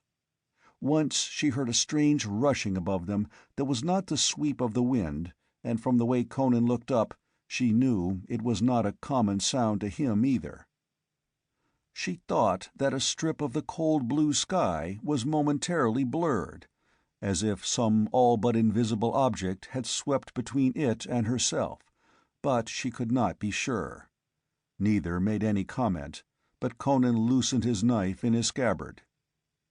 They were following a faintly marked path dipping down into ravines so deep the sun never struck bottom, laboring up steep slopes where loose shale threatened to slide from beneath their feet, and following knife-edge ridges with blue-hazed echoing depths on either hand. The sun had passed its zenith when they crossed a narrow trail winding among the crags. Conan reined the horse aside and followed it southward, going almost at right angles to their former course. "A Galzai village is at one end of this trail," he explained. "Their women follow it to a well for water. You need new garments." Glancing down at her filmy attire, Yasmina agreed with him. Her cloth of gold slippers were in tatters, her robes and silken undergarments torn to shreds that scarcely held together decently. Garments meant for the streets of Peshkari were scarcely appropriate for the crags of the Hymelians. Coming to a crook in the trail, Conan dismounted, helped Yasmina down and waited. Presently he nodded, though she heard nothing. "A woman coming along the trail," he remarked. In sudden panic, she clutched his arm. "You will not kill her?" "I don't kill women ordinarily," he grunted, "though some of the hill women are she-wolves. No," he grinned as at a huge jest. "By Crom, I'll pay for her clothes. How is that?" He displayed a large handful of gold coins, and replaced all but the largest. She nodded, much relieved. It was perhaps natural for men to slay and die. Her flesh crawled at the thought of watching the butchery of a woman. Presently a woman appeared around the crook of the trail, a tall, slim Galzai girl, straight as a young sapling, bearing a great, empty gourd. She stopped short, and the gourd fell from her hands when she saw them. She wavered as though to run, then realized that Conan was too close to her to allow her to escape, and so stood still, staring at them with a mixed expression of fear and curiosity. Conan displayed the gold coin. "If you'll give this woman your garments," he said, "I will give you this money." The response was instant. The girl smiled broadly with surprise and delight, and, with the disdain of a hill woman for prudish conventions, promptly yanked off her sleeveless embroidered vest, slipped down her wide trousers and stepped out of them, twitched off her wide-sleeved shirt and kicked off her sandals. Bundling them all in a bunch, she proffered them to Conan, who handed them to the astonished Devi. "Go behind that rock and put these on," he directed, further proving himself no native hillman. "Fold your robes up into a bundle and bring them to me when you come out." "The money!" clamored the hill girl, stretching out her hands eagerly. "The gold you promised me!" Conan flipped the coin to her. She caught it, bit, then thrust it into her hair, bent and caught up the gourd and went on down the path, as devoid of self-consciousness as of garments. Conan waited with some impatience while the Devi, for the first time in her pampered life, dressed herself. When she stepped from behind the rock, he swore in surprise, and she felt a curious rush of emotions at the unrestrained admiration burning in his fierce blue eyes. She felt shame, embarrassment, yet a stimulation of vanity she had never before experienced, and a tingling when meeting the impact of his eyes. He laid a heavy hand on her shoulder and turned her about, staring avidly at her from all angles. "By Crom," said he, "in those smoky, mystic robes you were aloof and cold and far off as a star. Now you are a woman of warm flesh and blood. You went behind that rock as the Devi of Vendhya, and you come out as a hill girl, though 1,000 times more beautiful than any wench of the Zybar. You were a goddess. Now you are real." He spanked her resoundingly, and she, recognizing this as merely another expression of admiration, did not feel outraged. It was indeed as if the changing of her garments had wrought a change in her personality. The feelings and sensations she had suppressed rose to domination in her now, as if the queenly robe she had cast off had been material shackles and inhibitions. But Conan, in his renewed admiration, did not forget that peril lurked all about them. The farther they drew away from the region of the Zybar, the less likely he was to encounter any Kshatriya troops. On the other hand, he had been listening all throughout their flight for sounds that would tell him the vengeful Wazulis of Kurrum were on their heels. Swinging the Devi up, he followed her into the saddle and again reined the stallion westward. The bundle of garments she had given him he hurled over a cliff, to fall into the depths of a 1,000-foot gorge. "Why did you do that?" she asked. "Why did you not give them to the girl?" "The riders from Peshkari are combing these hills," he said. "They'll be ambushed and harried at every turn, and by way of reprisal they'll destroy every village they can take. They may turn westward any time. If they found a girl wearing your garments, they'd torture her into talking, and she might put them on my trail." "What will she do?" asked Yasmina. "Go back to her village and tell her people that a stranger attacked her," he answered. "She'll have them on our track all right, but she had to go on and get the water first. If she dared go back without it, they'd whip the skin off her. That gives us a long start. They'll never catch us. By nightfall, we'll cross the Afghuli border." "There are no paths or signs of human habitation in these parts," she commented. "Even for the Hymelians, this region seems singularly deserted. We have not seen a trail since we left the one where we met the Galzai woman." For answer, he pointed to the northwest, where she glimpsed a peak in a notch of the crags. "Yimsha," grunted Conan. "The tribes build their villages as far from the mountains as they can." She was instantly rigid with attention. "Yimsha," she whispered. "The mountain of the Black Seers." "So they say," he answered. "This is as near as I ever approached it. I have swung north to avoid any Kshatriya troops that might be prowling through the hills. The regular trail from Kurum to Afghanistan lies farther south. This is an ancient one and seldom used." She was staring intently at the distant peak. Her nails bit into her pink palms. "How long will it take to reach Yimsha from this point?" "All the rest of the day and all night," he answered, and grinned. "Do you want to go there? By Crom, it's no place for an ordinary human, from what the hill people say." "Why do they not gather and destroy the devils that inhabit it?" she demanded. "Wipe out wizards with swords? Anyway, they never interfere with people, unless the people interfere with them. I never saw one of them, though I've talked with men who swore they had. They say they've glimpsed people from the tower among the crags at sunset or sunrise. Tall, silent men in black robes." "Would you be afraid to attack them?" "I?" The idea seemed a new one to him. "Why, if they imposed upon me, it would be my life or theirs. But I have nothing to do with them. I came to these mountains to raise a following of human beings, not to war with wizards."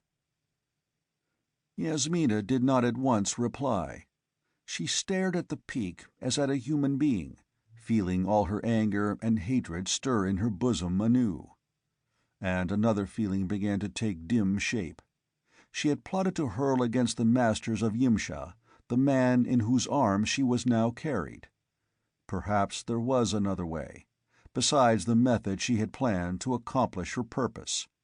She could not mistake the look that was beginning to dawn in this wild man's eyes as they rested on her. Kingdoms have fallen when a woman's slim white hands pulled the strings of destiny. Suddenly she stiffened, pointing. "Look!" Just visible on the distant peak there hung a cloud of peculiar aspect. It was a frosty crimson in color, veined with sparkling gold. This cloud was in motion. It rotated, and as it whirled it contracted. It dwindled to a spinning taper that flashed in the sun. And suddenly it detached itself from the snow-tipped peak, floated out over the void like a gay-hued feather, and became invisible against the cerulean sky. "What could that have been?" asked the girl uneasily, as a shoulder of rock shut the distant mountain from view. The phenomenon had been disturbing, even in its beauty. "The hillmen call it Yimsha's carpet, whatever that means," answered Conan. "I've seen 500 of them running as if the devil were at their heels, to hide themselves in caves and crags, because they saw that crimson cloud float up from the peak." "What in—" They had advanced through a narrow, knife-cut gash between turreted walls and emerged upon a broad ledge, flanked by a series of rugged slopes on one hand and a gigantic precipice on the other. The dim trail followed this ledge, bent around a shoulder, and reappeared at intervals far below, working a tedious way downward. And emerging from the cut that opened upon the ledge, the Black Stallion halted short, snorting. Conan urged him on impatiently, and the horse snorted and threw his head up and down, quivering and straining, as if against an invisible barrier. Conan swore and swung off, lifting Yasmina down with him.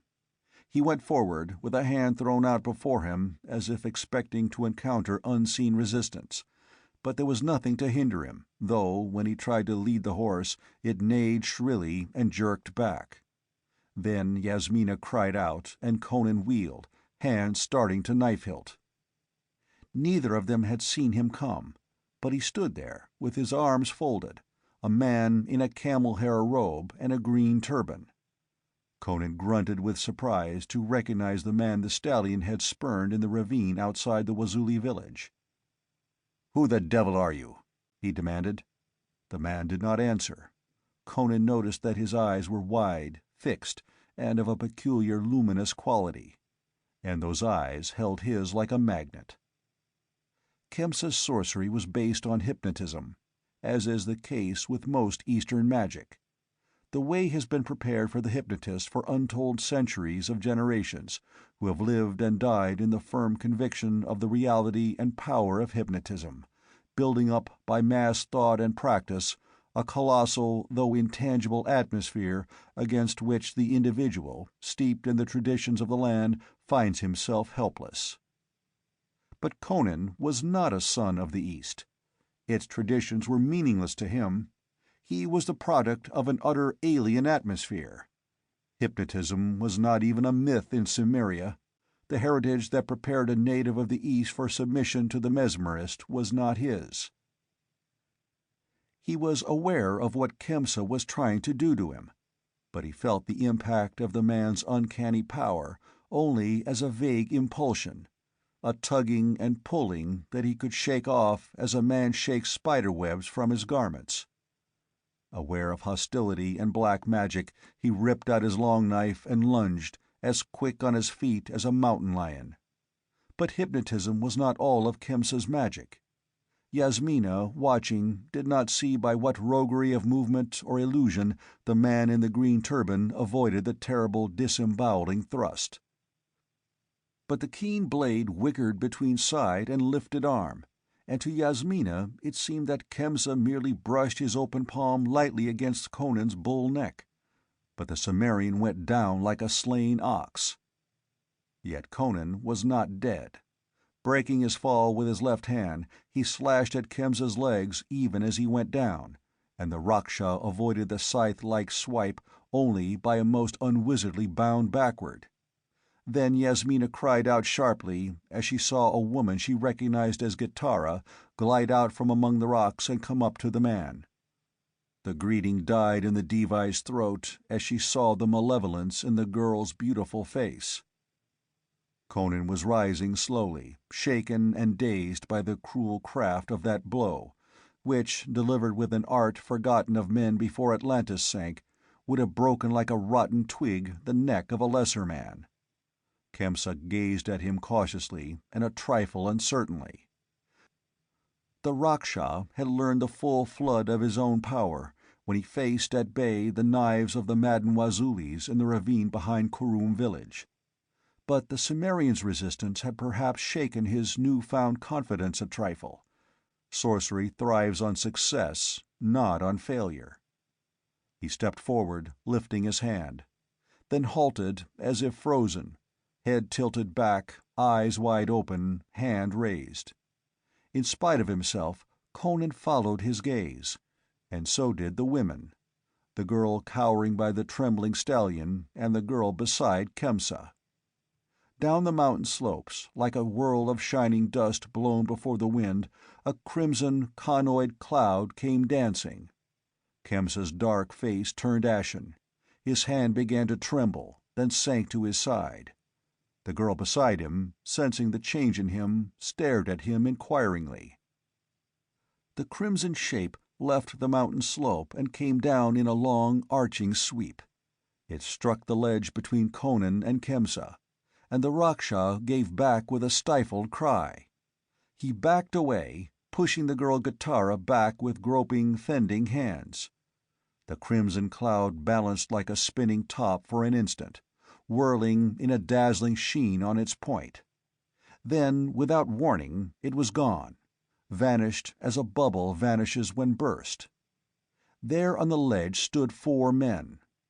It was miraculous, incredible, impossible, yet it was true. They were not ghosts or phantoms. They were 4 tall men with shaven, vulture-like heads, and black robes that hid their feet. Their hands were concealed by their wide sleeves. They stood in silence, their naked heads nodding slightly in unison. They were facing Khemsa, but behind them Conan felt his own blood turning to ice in his veins. Rising, he backed stealthily away, until he could feel the stallion's shoulder trembling against his back, and the Devite crept into the shelter of his arm. There was no word spoken. Silence hung like a stifling pall. All 4 of the men in black robes stared at Khemsa. Their vulture-like faces were immobile, their eyes introspective and contemplative. But Khemsa shook like a man in an ague. His feet were braced on the rock, his calves straining as if in physical combat. Sweat ran in streams down his dark face. His right hand locked on something under his brown robe so desperately that the blood ebbed from that hand and left it white. His left hand fell on the shoulder of Gitara and clutched in agony, like the grasp of a drowning man. She did not flinch or whimper, though his fingers dug like talons into her firm flesh. Conan had witnessed hundreds of battles in his wild life, but never one like this, wherein 4 diabolical wills sought to beat down one lesser but equally devilish will that opposed them. But he only faintly sensed the monstrous quality of that hideous struggle. With his back to the wall, driven to bay by his former masters, Khemsa was fighting for his life with all the dark power, all the frightful knowledge they had taught him through long, grim years of neophytism and vassalage. He was stronger than even he had guessed, and the free exercise of his powers in his own behalf had tapped unsuspected reservoirs of forces, and he was nerved to super-energy by frantic fear and desperation. He reeled before the merciless impact of those hypnotic eyes, but he held his ground. His features were distorted into a bestial grin of agony, and his limbs were twisted as on a rack. It was a war of souls, of frightful brains steeped in lore forbidden to men for 1,000,000 years, of mentalities which had plumbed the abysses and explored the dark stars where spawned the shadows. Yasmina understood this better than did Conan, and she dimly understood why Khemsa could withstand the concentrated impact of those 4 hellish wills, which might have blasted into atoms the very rock on which he stood. The reason was the girl that he clutched with the strength of his despair. She was like an anchor to his staggering soul, battered by the waves of those psychic emanations. His weakness was now his strength. His love for the girl, violent and evil though it might be, was yet a tie that bound him to the rest of humanity, providing an earthly leverage for his will, a chain that his inhuman enemies could not break, at least not break through Khemsa. They realized that before he did, and one of them turned his gaze from the Raksha full upon Gitara. There was no battle there. The girl shrank and wilted like a leaf in the drought. Irresistibly impelled, she tore herself from her lover's arms before he realized what was happening. Then a hideous thing came to pass. She began to back toward the precipice, facing her tormentors, her eyes wide and blank as dark gleaming glass from behind which a lamp has been blown out. Khemsa groaned and staggered toward her, falling into the trap set for him. A divided mind could not maintain the unequal battle. He was beaten, a straw in their hands. The girl went backward, walking like an automaton, and Khemsa reeled drunkenly after her, hands vainly outstretched, groaning, slobbering in his pain, his feet moving heavily like dead things. On the very brink she paused, standing stiffly, her heels on the edge, and he fell on his knees and crawled whimpering toward her, groping for her to drag her back from destruction. And just before his clumsy fingers touched her, one of the wizards laughed, like the sudden bronze note of a bell in hell. The girl reeled suddenly, and, consummate climax of exquisite cruelty, reason and understanding flooded back into her eyes, which flared with awful fear. She screamed, clutched wildly at her lover's straining hand, and then, unable to save herself, fell headlong with a moaning cry. Khemsa hauled himself to the edge and stared over, haggardly, his lips working as he mumbled to himself. Then he turned and stared for a long minute at his torturers, with wide eyes that held no human light. And then, with a cry that almost burst the rocks, he reeled up and came rushing toward them, a knife lifted in his hand. One of the Rakshas stepped forward and stamped his foot, and as he stamped, there came a rumbling that grew swiftly to a grinding roar. Where his foot struck, a crevice opened in the solid rock that widened instantly. Then, with a deafening crash, a whole section of the ledge gave way. There was a last glimpse of Khemsa, with arms wildly upflung, and then he vanished amidst the roar of the avalanche that thundered down into the abyss. The four looked contemplatively at the ragged edge of rock that formed the new rim of the precipice, and then turned suddenly. Conan, thrown off his feet by the shudder of the mountain, was rising, lifting Yasmina. He seemed to move as slowly as his brain was working. He was befogged and stupid. He realized that there was a desperate need for him to lift the Devi on the Black Stallion and ride like the wind, but an unaccountable sluggishness weighted his every thought and action. And now the wizards had turned toward him. They raised their arms, and to his horrified sight they saw their outlines fading, dimming, becoming hazy and nebulous, as a crimson smoke billowed around their feet and rose about them. They were blotted out by a sudden whirling cloud, and then he realized that he too was enveloped in a blinding crimson mist, and he heard Yasmina scream, and the stallion cried out like a woman in pain. The Devi was torn from his arm, and as he lashed out with his knife blindly, a terrific blow like a gust of storm wind knocked him sprawling against a rock. Dazedly, he saw a crimson conoid cloud spinning up and over the mountain slopes. Yasmina was gone, and so were the four men in black. Only the terrified stallion shared the ledge with him. End of Chapter 6.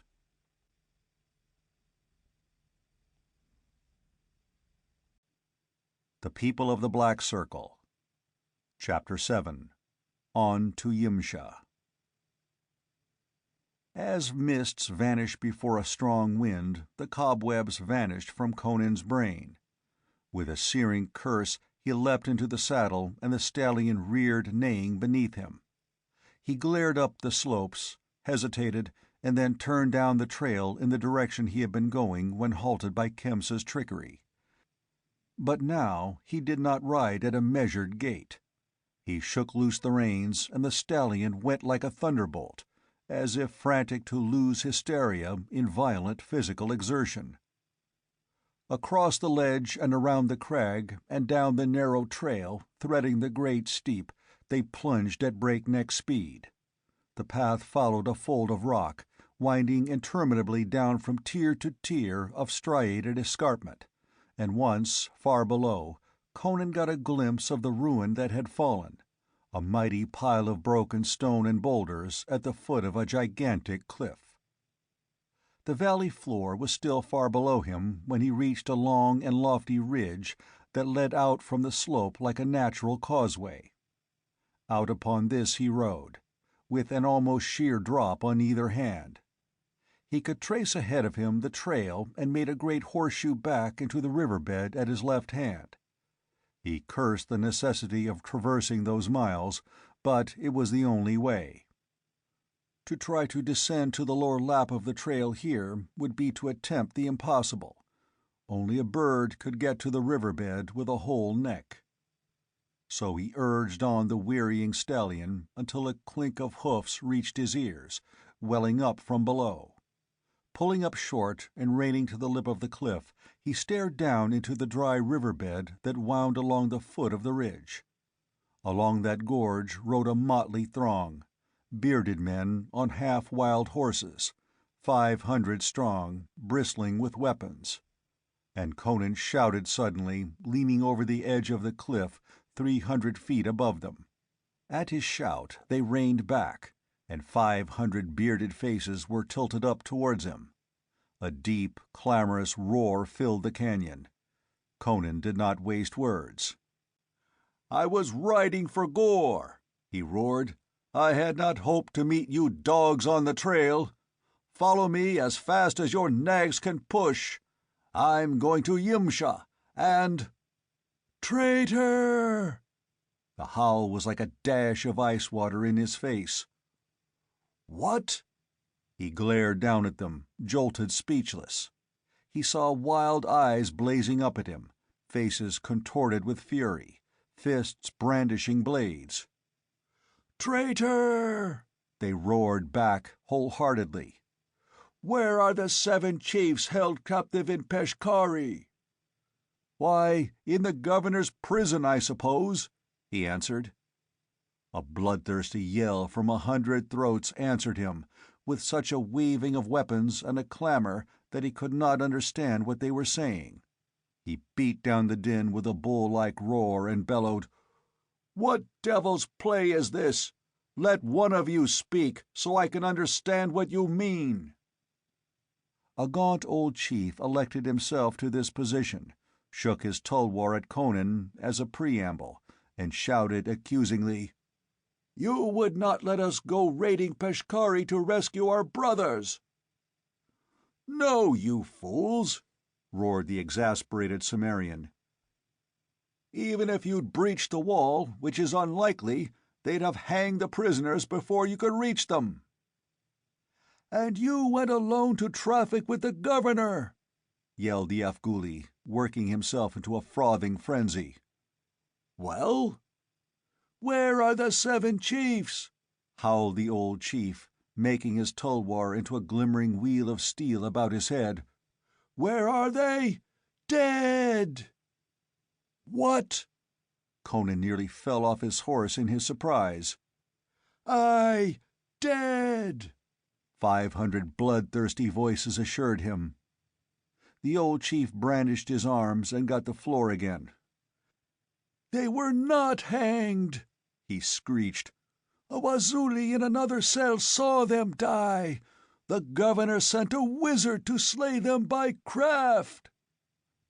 "That must be a lie," said Conan. "The governor would not dare. Last night I talked with him." The admission was unfortunate. A yell of hate and accusation split the skies. "Aye, you went to him alone, to betray us. It is no lie. The Wazuli escaped through the doors the wizard burst in his entry, and told the tale to our scouts whom we met in Zybar. They had been sent forth to search for you when you did not return. When they heard the Wazuli's tale, they returned with all haste to Gore, and we saddled our steeds and girt our swords." "And what do you fools mean to do?" demanded the Cimmerian. "To avenge our brothers!" they howled. "Death to the Kshatriyas! Slay him, brothers! He is a traitor!" Arrows began to rattle around him. Conan rose in his stirrups, striving to make himself heard above the tumult, and then, with a roar of mingled rage, defiance, and disgust, he wheeled and galloped back up the trail. Behind him and below him, the Afghulis came pelting, mouthing their rage, too furious even to remember that the only way they could reach the height whereon he rode was to traverse the riverbed in the other direction, make the broad bend and follow the twisting trail up over the ridge. When they did remember this and turned back, their repudiated chief had almost reached the point where the ridge joined the escarpment. At the cliff, he did not take the trail by which he had descended, but turned off on another, a mere trace along a rock fault where the stallion scrambled for footing. He had not ridden far when the stallion snorted and shied back from something lying in the trail.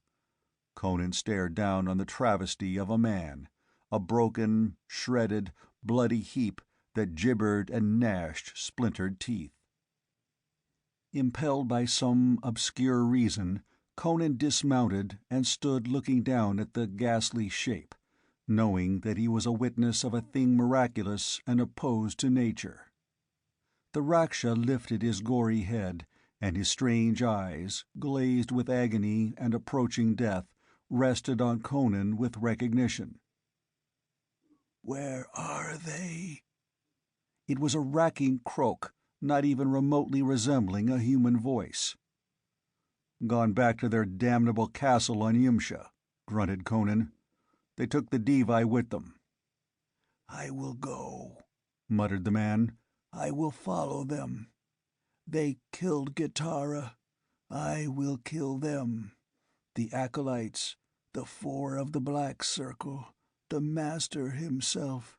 Kill them all." He strove to drag his mutilated frame along the rock, but not even his indomitable will could animate that gory mass longer, where the splintered bones hung together only by torn tissue and ruptured fiber. "Follow them," raved Khemsa, drooling a bloody slaver. "Follow." "I'm going to," growled Conan. "I went to fetch my Afghulis, but they've turned on me. I'm going on to Yimsha alone. I'll have the Devi back if I have to tear down that damned mountain with my bare hands. I didn't think the governor would dare kill my headman when I had the Devi, but it seems he did. I'll have his head for that. She's no use to me now as a hostage, but—" "The curse of Yzil on them," gasped Khemsa. "Go, I am dying. Wait, take my girdle."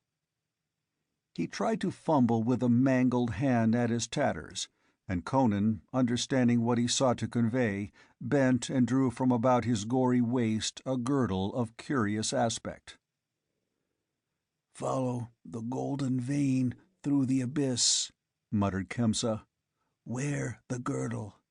I had it from a Stygian priest. It will aid you, though it failed me at last. Break the crystal globe with the 4 golden pomegranates. Beware of the Master's transmutations. I am going to Gitara. She is waiting for me in hell. Ay, Yaskilos Yar!" And so he died. Conan stared down at the girdle. The hair of which it was woven was not horsehair. He was convinced that it was woven of the thick black tresses of a woman. Set in the thick mesh were tiny jewels such as he had never seen before. The buckle was strangely made, in the form of a golden serpent head, flat, wedge-shaped, and scaled with curious art. A strong shudder shook Conan as he handled it, and he turned as though to cast it over the precipice. Then he hesitated, and finally buckled it about his waist, under the Beccariot girdle. Then he mounted and pushed on. The sun had sunk behind the crags. He climbed the trail in the vast shadow of the cliffs that was thrown out like a dark blue mantle over valleys and ridges far below. He was not far from the crest when, edging around the shoulder of a jutting crag, he heard the clink of shod hoofs ahead of him. He did not turn back. Indeed, so narrow was the path that the stallion could not have wheeled his great body upon it. He rounded the jut of the rock and came upon a portion of the path that broadened somewhat. A chorus of threatening yells broke on his ear, but his stallion pinned a terrified horse hard against the rock, and Conan caught the arm of the rider in an iron grip, checking the lifted sword in mid-air. "Khemsa," muttered Conan, red glints smoldering luridly in his eyes. The Turanian did not struggle. They sat their horses almost breast to breast, Conan's fingers locking the other's sword-arm. Behind Khemsa filed a group of lean Iroxai on gaunt horses.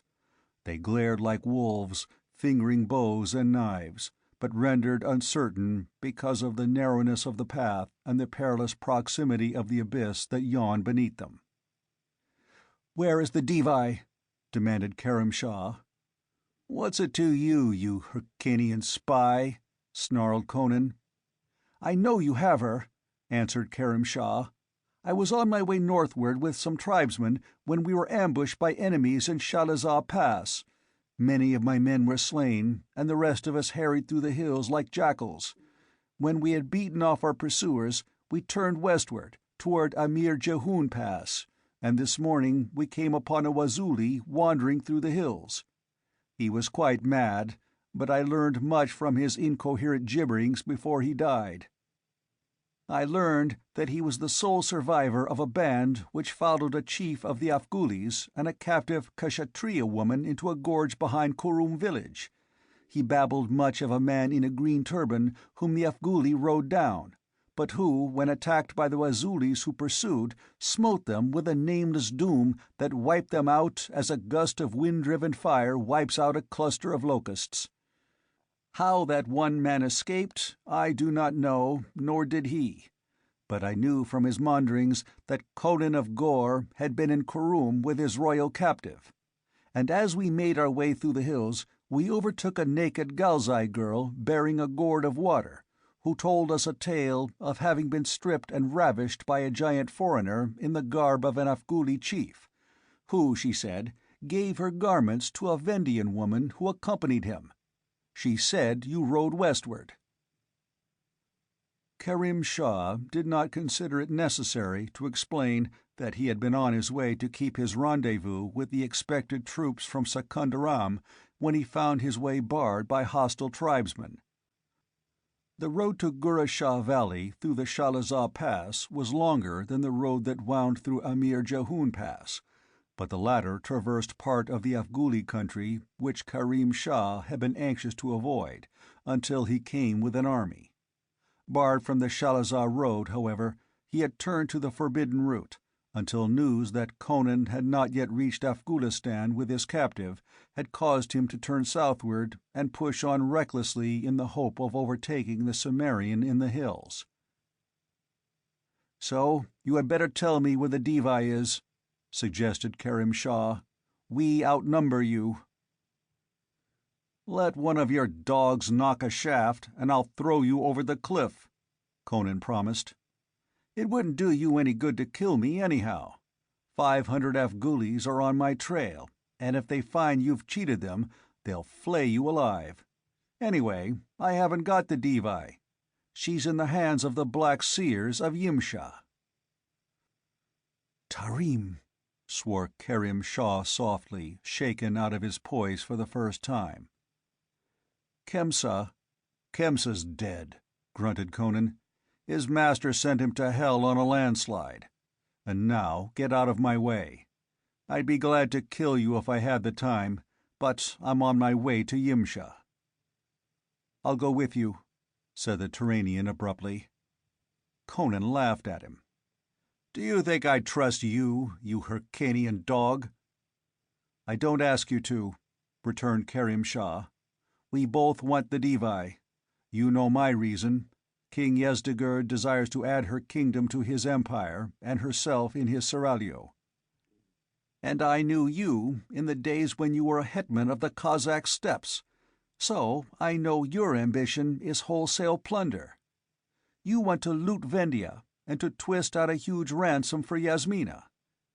Well, let us for the time being, without any illusion about each other, unite our forces, and try to rescue the Devi from the Seers. If we succeed and live, we can fight it out to see who keeps her." Conan narrowly scrutinized the other for a moment, and then nodded, releasing the Turanian's arm. Agreed. What about your men? Karim Shah turned to the silent Irakzai and spoke briefly. This chief and I are going to Yimsha to fight the wizards.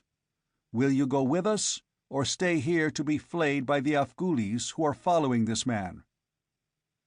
They looked at him with eyes grimly fatalistic. They were doomed, and they knew it. Had known it ever since the singing arrows of the ambushed Dagozai had driven them back from the pass of Shalazah. The men of the lower Zybar had too many reeking blood feuds among the crag-dwellers. They were too small a band to fight their way back through the hills to the villages of the border, without the guidance of the crafty Turanian. They counted themselves as dead already, so they made the reply that only dead men would make. "We will go with thee and die on Yimsha." "Then in Crom's name, let us be gone," grunted Conan, fidgeting with impatience as he started into the blue gulfs of the deepening twilight. "My wolves were hours behind me, but we've lost a devilish lot of time." Karim Shah backed his steed from between the Black Stallion and the cliff, sheathed his sword, and cautiously turned the horse. Presently the band was filing up the path as swiftly as they dared. They came out upon the crest nearly a mile east of the spot where Khemsa had halted the Cimmerian and the Devi. The path they had traversed was a perilous one, even for hillmen, and for that reason Conan had avoided it that day when carrying Yasmina, though Karim Shah, following him, had taken it, supposing the Cimmerian had done likewise. Even Conan sighed with relief when the horses scrambled up over the last rim. They moved like phantom riders through an enchanted realm of shadows, the soft creak of leather, the clink of steel marking their passage. Then again the dark mountain slopes lay naked and silent in the starlight. End of Chapter 7.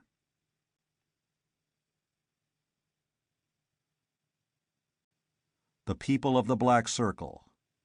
Chapter 8. Yasmina Knows Stark Terror. Yasmina had time but for one scream when she felt herself enveloped in that crimson whirl and torn from her protector with appalling force.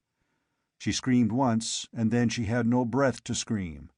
She was blinded, deafened, rendered mute, and eventually senseless by the terrific rushing of the air about her.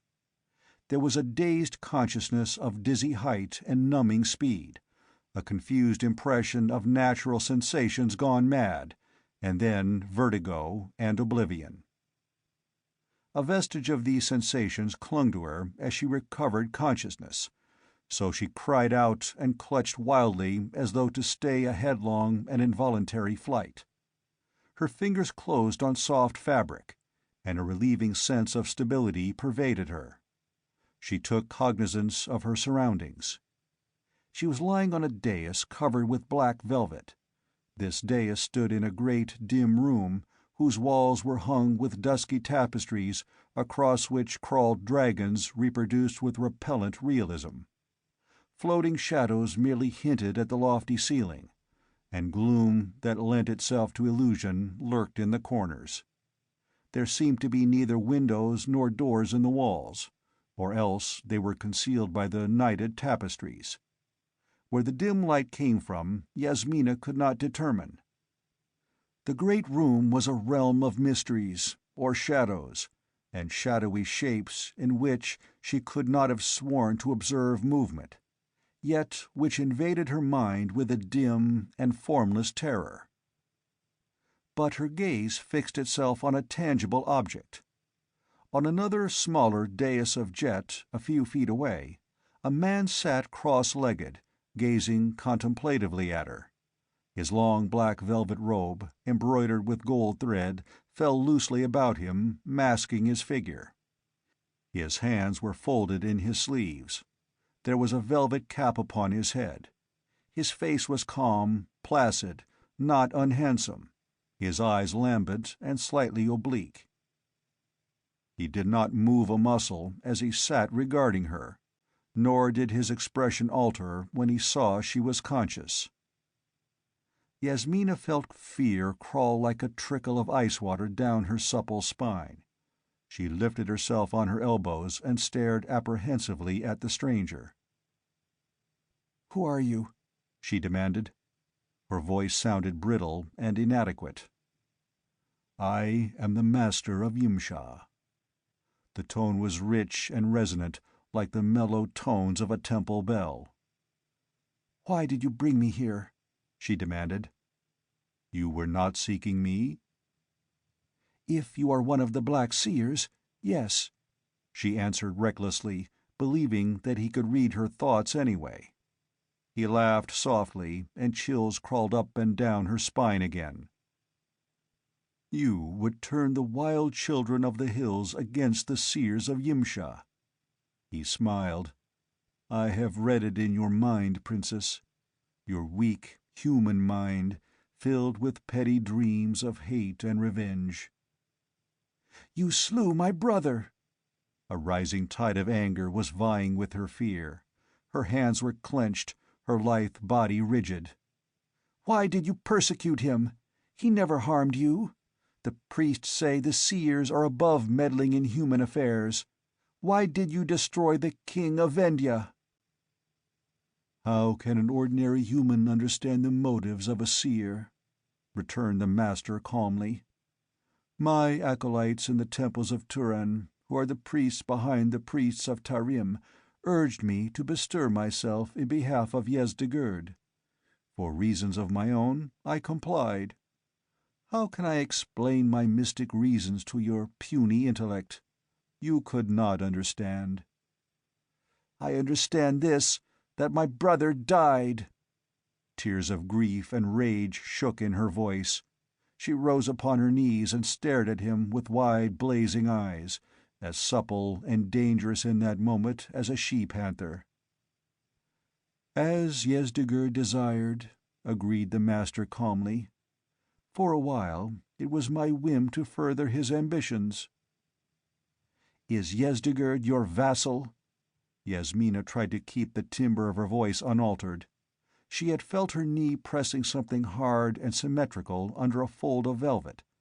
Subtly she shifted her position, moving her hand under the fold. "Is the dog that licks up the offal in the temple yard the vassal of the god?" returned the Master. He did not seem to notice the actions she sought to dissemble.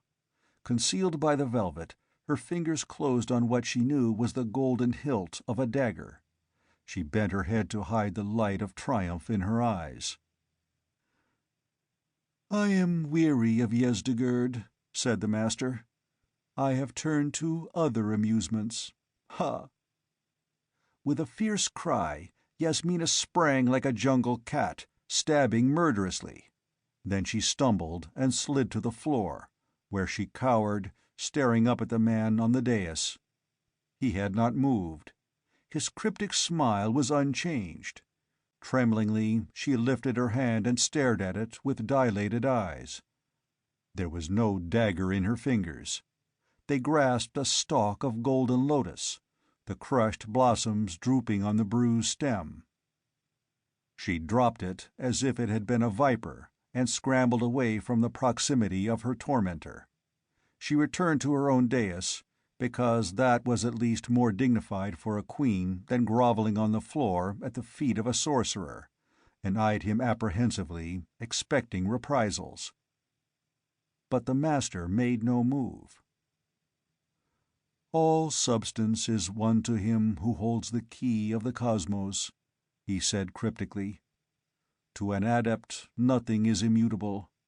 At will, steel blossoms bloom in unnamed gardens, or flower swords flash in the moonlight." "You are a devil!" she sobbed. "Not I," he laughed. "I was born on this planet long ago. Once I was a common man, nor have I lost all human attributes in the numberless eons of my adeptship.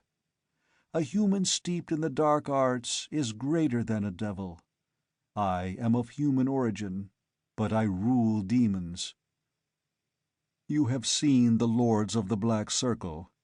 It would blast your soul to hear from what far realm I summon them, and from what doom I guard them with ensorcelled crystal and golden serpents. But only I can rule them. My foolish Khemsa thought to make himself great. Poor fool, bursting material doors, and hurtling himself and his mistress through the air from hill to hill. Yet if he had not been destroyed, his power might have grown to rival mine. He laughed again. And you, poor silly thing, plotting to send a hairy hill chief to storm Yimsha. It was such a jest that I myself could have designed, had it occurred to me that you should fall in his hands. And I read in your childish mind an intention to seduce by your feminine wiles to attempt your purpose anyway. But for all your stupidity, you are a woman fair to look upon. It is my whim to keep you for my slave."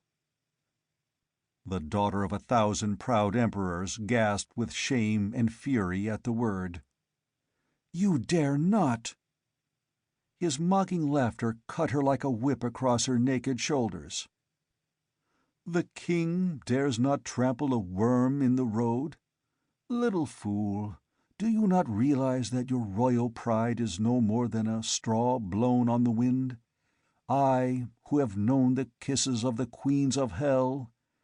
You have seen how I deal with a rebel." Cowed and awed, the girl crouched on the velvet-covered dais. The light grew dimmer and more phantom-like. The features of the master became shadowy. His voice took on a newer tone of command. "I will never yield to you." Her voice trembled with fear, but it carried a ring of resolution. "You will yield," he answered with horrible conviction. "Fear and pain shall teach you. I will lash you with horror and agony to the last quivering ounce of your endurance, until you become as melted wax to be bent and molded in my hands as I desire. You shall know such discipline as no mortal woman ever knew, until my slightest command is to you as the unalterable will of the gods.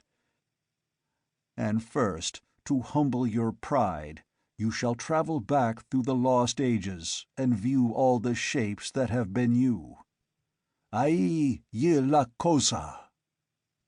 At these words, the shadowy room swam before Yasmina's affrighted gaze. The roots of her hair prickled her scalp, and her tongue clove to her palate. Somewhere a gong sounded a deep, ominous note. The dragons on the tapestries glowed like blue fire, and then faded out. The master on his dais was but a shapeless shadow. The dim light gave way to soft, thick darkness, almost tangible, that pulsed with strange radiations. She could no longer see the master. She could see nothing. She had a strange sensation that the walls and ceiling had withdrawn immensely from her. Then somewhere in the darkness a glow began, like a firefly that rhythmically dimmed and quickened. It grew to a golden ball, and as it expanded its light grew more intense, flaming whitely. It burst suddenly, showering the darkness with white sparks that did not illumine the shadows. But like an impression left in the gloom, a faint luminance remained, and revealed a slender dusky shaft shooting up from the shadowy floor. Under the girl's dilated gaze it spread, took shape. Stems and broad leaves appeared, and great, black, poisonous blossoms that towered above her as she cringed against the velvet. A subtle perfume pervaded the atmosphere. It was the dread figure of the Black Lotus that had grown up as she watched, and as it grows in the haunted, forbidden jungles of Kitai. The broad leaves were murmurous with evil life. The blossoms bent toward her like sentient things, nodding serpent-like on pliant stems.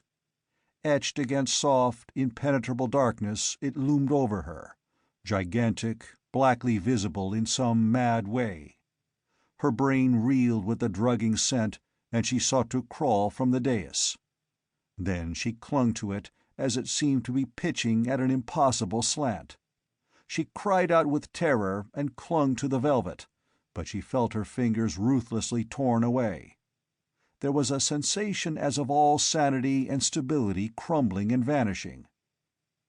She was a quivering atom of sentiency, driven through a black, roaring, icy void by a thundering wind that threatened to extinguish her feeble flicker of animate life like a candle blown out in a storm.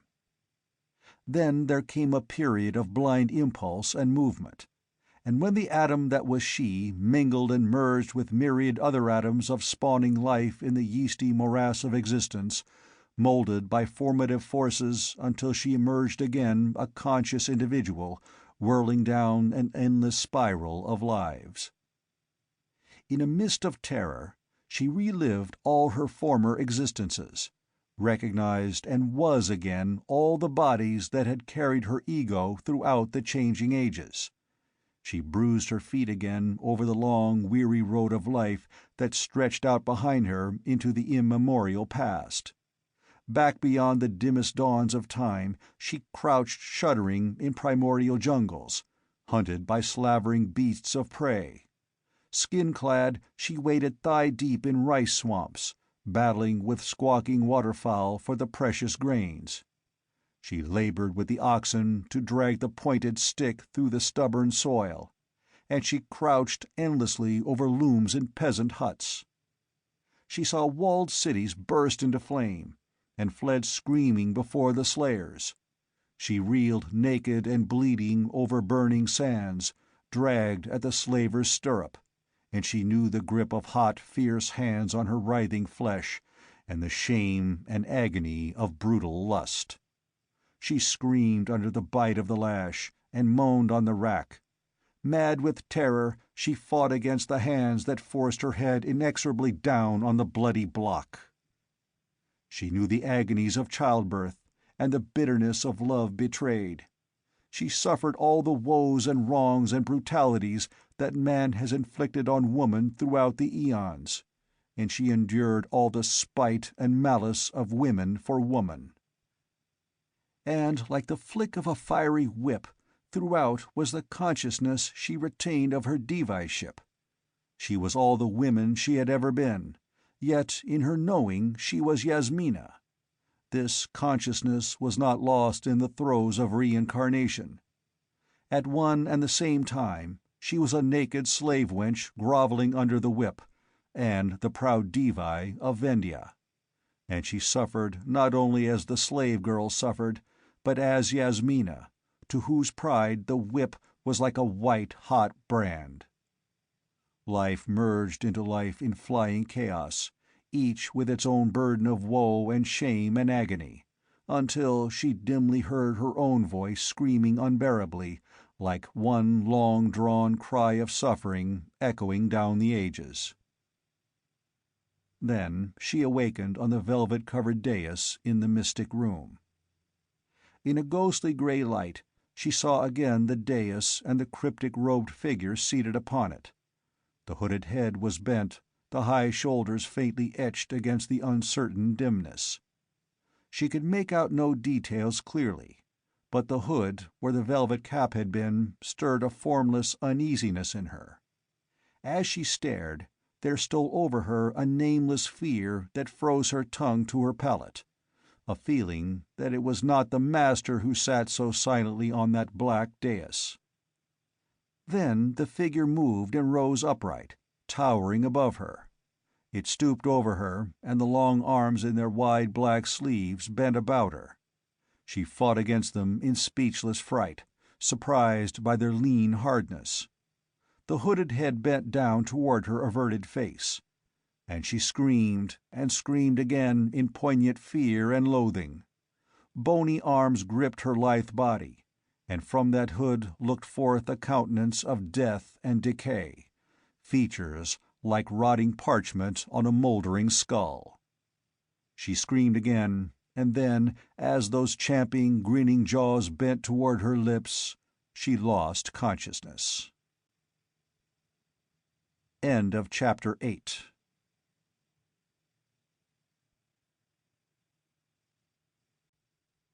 The People of the Black Circle. Chapter 9. The Castle of the Wizards. The sun had risen over the white Hymelian peaks. At the foot of a long slope, a group of horsemen halted and stared upward. High above them, a stone tower poised on the pitch of the mountainside. Beyond and above that gleamed the walls of a greater keep, near the line where the snow began that capped Yimsha's pinnacle. There was a touch of unreality about the whole, purple slopes pitching up to that fantastic castle, toy-like with distance, and above it, the white glistening peak shouldering the cold blue. "We'll leave the horses here," grunted Conan. "That treacherous slope is safer for a man on foot. Besides, they're done." He swung down from the Black Stallion, which stood with wide braced legs and drooping head. They had pushed hard throughout the night, gnawing at scraps from saddlebags, and pausing only to give the horses the rest they had to have. "First tower is held by the acolytes of the Black Seers," said Conan. "Or so men say. Watchdogs for their masters, lesser sorcerers. They won't sit sucking their thumbs as we climb this slope." Karam Shah glanced up the mountain, then back the way they had come. They were already far up Yimsha's side, and a vast expanse of lesser peaks and crags spread out beneath them. Among these labyrinths the Turanians sought in vain for a movement of color that would betray men. Evidently the pursuing Afghulis had lost their chief's trail in the night. "Let us go, then." They tied the weary horses in a clump of tamarisk, and without further comment turned up the slope. There was no cover. It was a naked incline, strewn with boulders not big enough to conceal a man. But they did conceal something else. The party had not gone 50 steps when a snarling shape burst from behind a rock. It was one of the gaunt, savage dogs that infested the hill villages, and its eyes glared redly, its jaws dripped foam. Conan was leading, but it did not attack him. It dashed past him and leapt at Karam Shah. The Turanian leapt aside, and the great dog flung itself upon the Irakzai behind him. The man yelled and threw up his arm, which was torn by the brute's fangs as it bore him backward, and the next instant half a dozen tulwars were hacking at the beast. Yet not until it was literally dismembered did the hideous creature cease its efforts to seize and rend its attackers. Karam Shah bound up the wounded warrior's gashed arm, looked at him narrowly, and then turned away without a word. He rejoined Conan, and they renewed the climb in silence. Presently Karam Shah said, "Strange to find a village dog in this place." "There's no offal here," grunted Conan. Both turned their heads to glance back at the wounded warrior toiling after them among his companions. Sweat glistened on his dark face, and his lips were drawn back from his teeth in a grimace of pain. Then both looked again at the stone tower squatting above them. A slumberous quiet lay over the uplands. The tower showed no sign of life, nor did the strange pyramidal structure beyond it. But the men who toiled upward went with the tenseness of men walking on the edge of a crater. Karam Shah had unslung the powerful Turanian bow that killed at 500 paces, and the Irakzai looked to their own lighter and less lethal bows. But they were not within bowshot of the tower when something shot down out of the sky without warning. It passed so close to Conan that he felt the wind of rushing wings, but it was an Irakzai who staggered and fell, blood jetting from a severed jugular. A hawk with wings like burnished steel shot up again, blood dripping from the scimitar beak to reel against the sky as Karam Shah's bowstring twanged.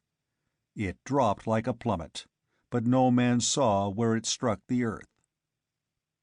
Conan bent over the victim of the attack, but the man was already dead. No one spoke, useless to comment on the fact that never before had a hawk been known to swoop on a man. Red rage began to vie with fatalistic lethargy in the wild souls of the Araxi.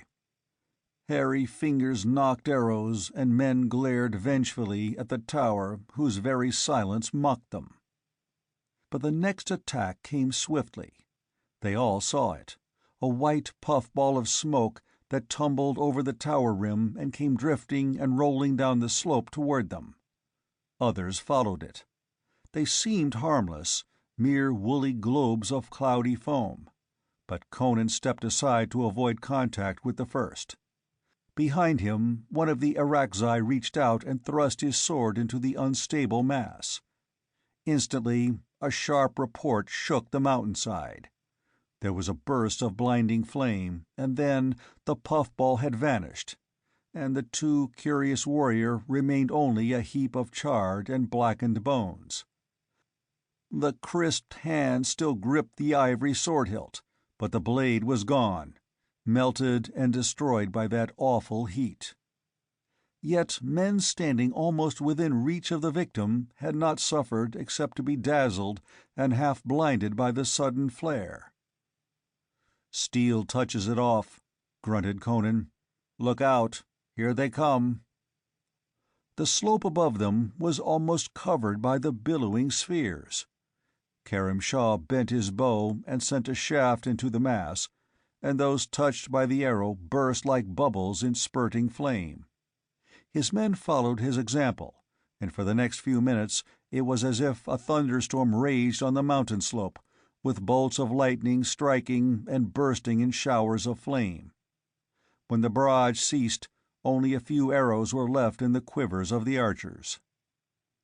They pushed on grimly, over soil charred and blackened, where the naked rock had in places been turned to lava by the explosion of those diabolical bombs. Now they were almost within arrow flight of the silent tower, and they spread their line, nerves taut, ready for any horror that might descend upon them.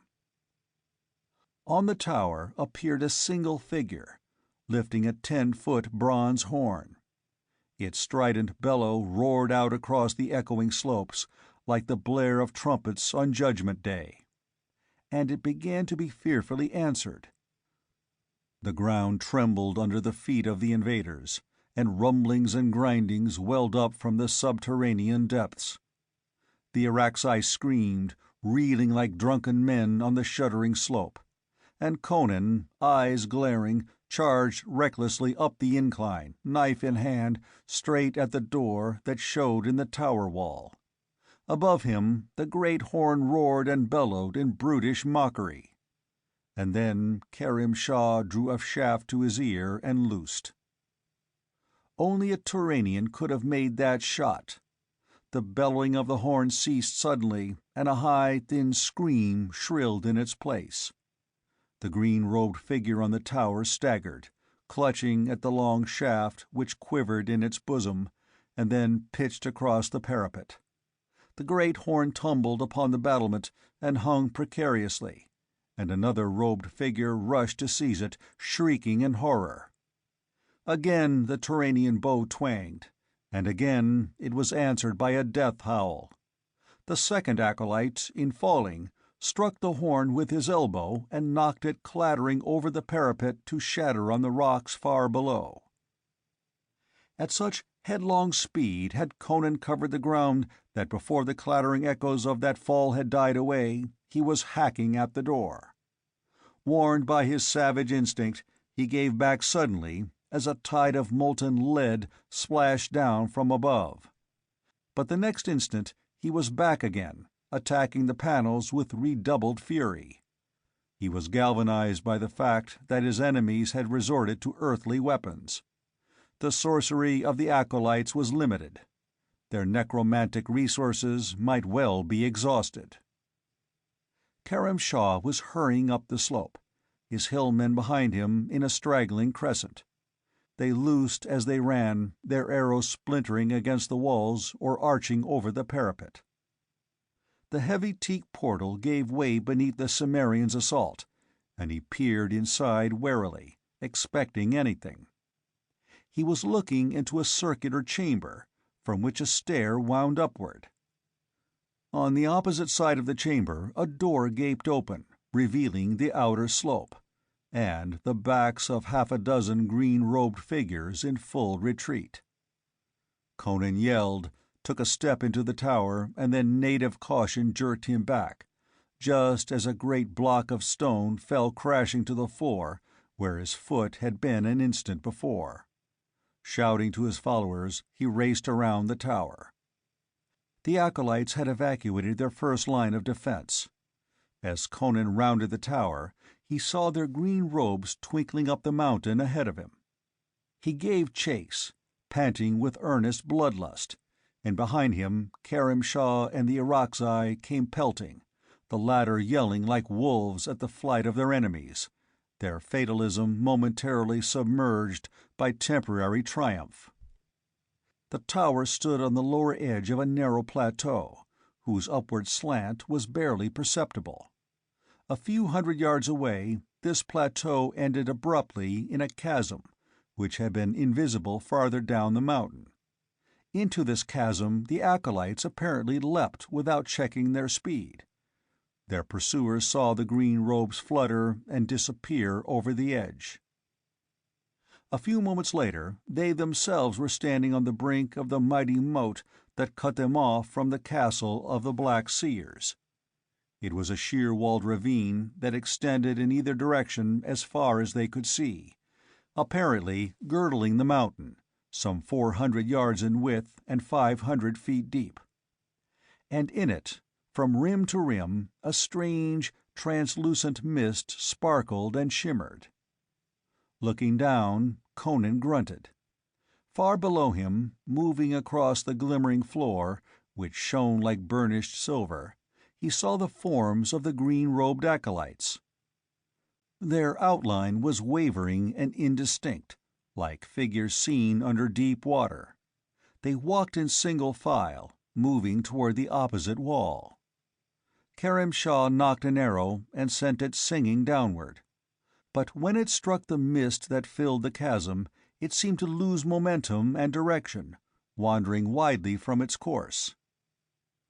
"If they went down, so can we," grunted Conan, while Khemsa stared after his shaft in amazement. "I saw them last at this spot." Squinting down, he saw something shining like a golden thread across the canyon floor far below. The acolyte seemed to be following this thread, and there suddenly came to him Khemsa's cryptic words. Follow the golden vein. On the brink, under his very hand as he crouched, he found it, a thin vein of sparkling gold running from an outcropping of ore to the edge and down across the silvery floor. And he found something else, which had before been invisible to him because of the peculiar refraction of the light. The gold vein followed a narrow ramp which slanted down into the ravine, fitted with niches for hand and foothold. "Here's where they went down," he grunted to Khemsa. "They're no adepts to waft themselves through the air. We'll follow them." It was at that instant that the man who had been bitten by the mad dog cried out horribly and leapt at Khemsa, foaming and gnashing his teeth. The Turanian, quick as a cat on his feet, sprang aside, and the madman pitched head first over the brink. The others rushed to the edge and glared after him in amazement. The maniac did not fall plummet-like. He floated slowly down through the rosy haze like a man sinking in deep water. His limbs moved like a man trying to swim, and his features were purple and convulsed beyond the contortions of his madness. Far down at last on the shining floor, his body settled and lay still. "There's death in that chasm," muttered Khemsa, drawing back from the rosy mist that shimmered almost at his feet. "What now, Conan?" "On," answered the Cimmerian grimly. "Those acolytes are human. If the mist doesn't kill them, it won't kill me." He hitched his belt, and his hands touched the girdle Khemsa had given him. He scowled, then smiled bleakly. He had forgotten that girdle, yet thrice had death passed him by to strike another victim. The acolytes had reached the farther wall and were moving up it like great green flies. Letting himself upon the ramp, he descended warily. The rosy cloud lapped about his ankles, ascending as he lowered himself. It reached his knees, his thighs, his waist, his armpits. He felt as one feels a thick, heavy fog on a damp night. With it lapping about his chin, he hesitated, and then ducked under. Instantly, his breath ceased. All air was shut off from him, and he felt his ribs caving in on his vitals. With a frantic effort, he heaved himself up, fighting for his life. His head rose above the surface, and he drank air in great gulps.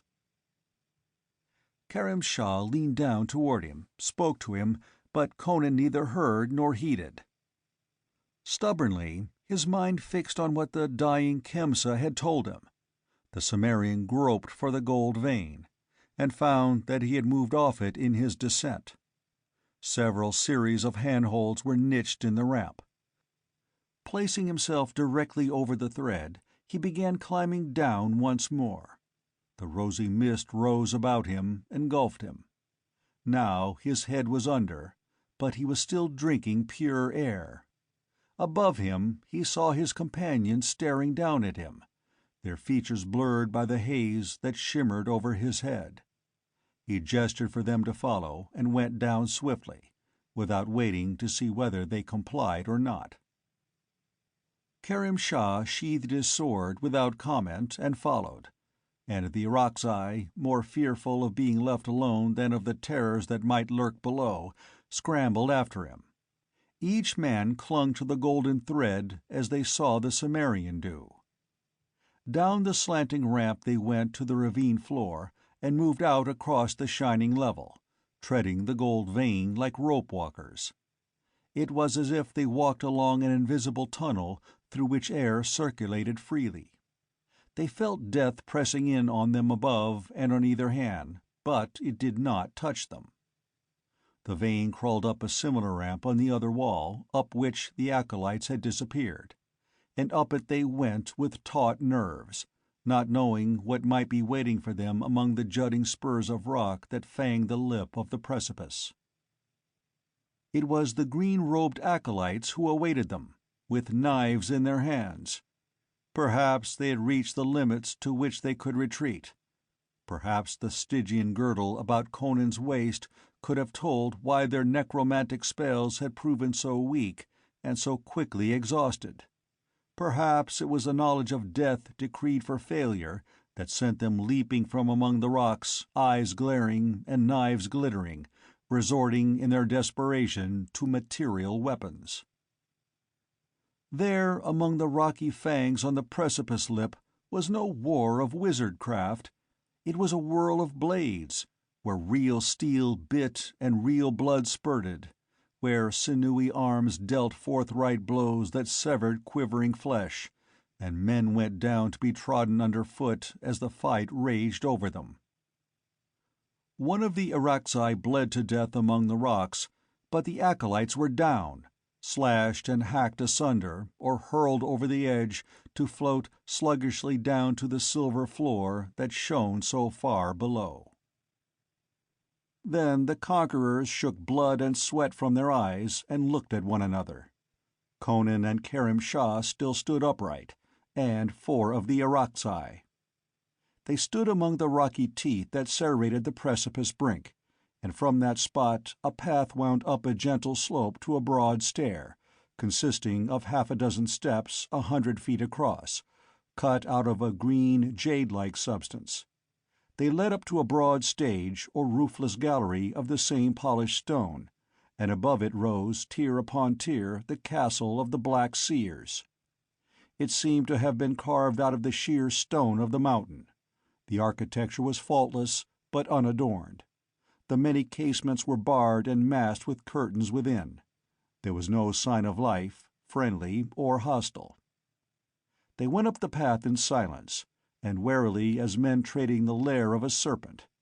The Irakzai were dumb, like men marching to a certain doom. Even Khemsa was silent. Only Conan seemed unaware what a monstrous dislocating and uprooting of accepted thought and action their invasion constituted, what an unprecedented violation of tradition. He was not of the East, and he came of a breed who fought devils and wizards as promptly and matter-of-factly as they battled human foes.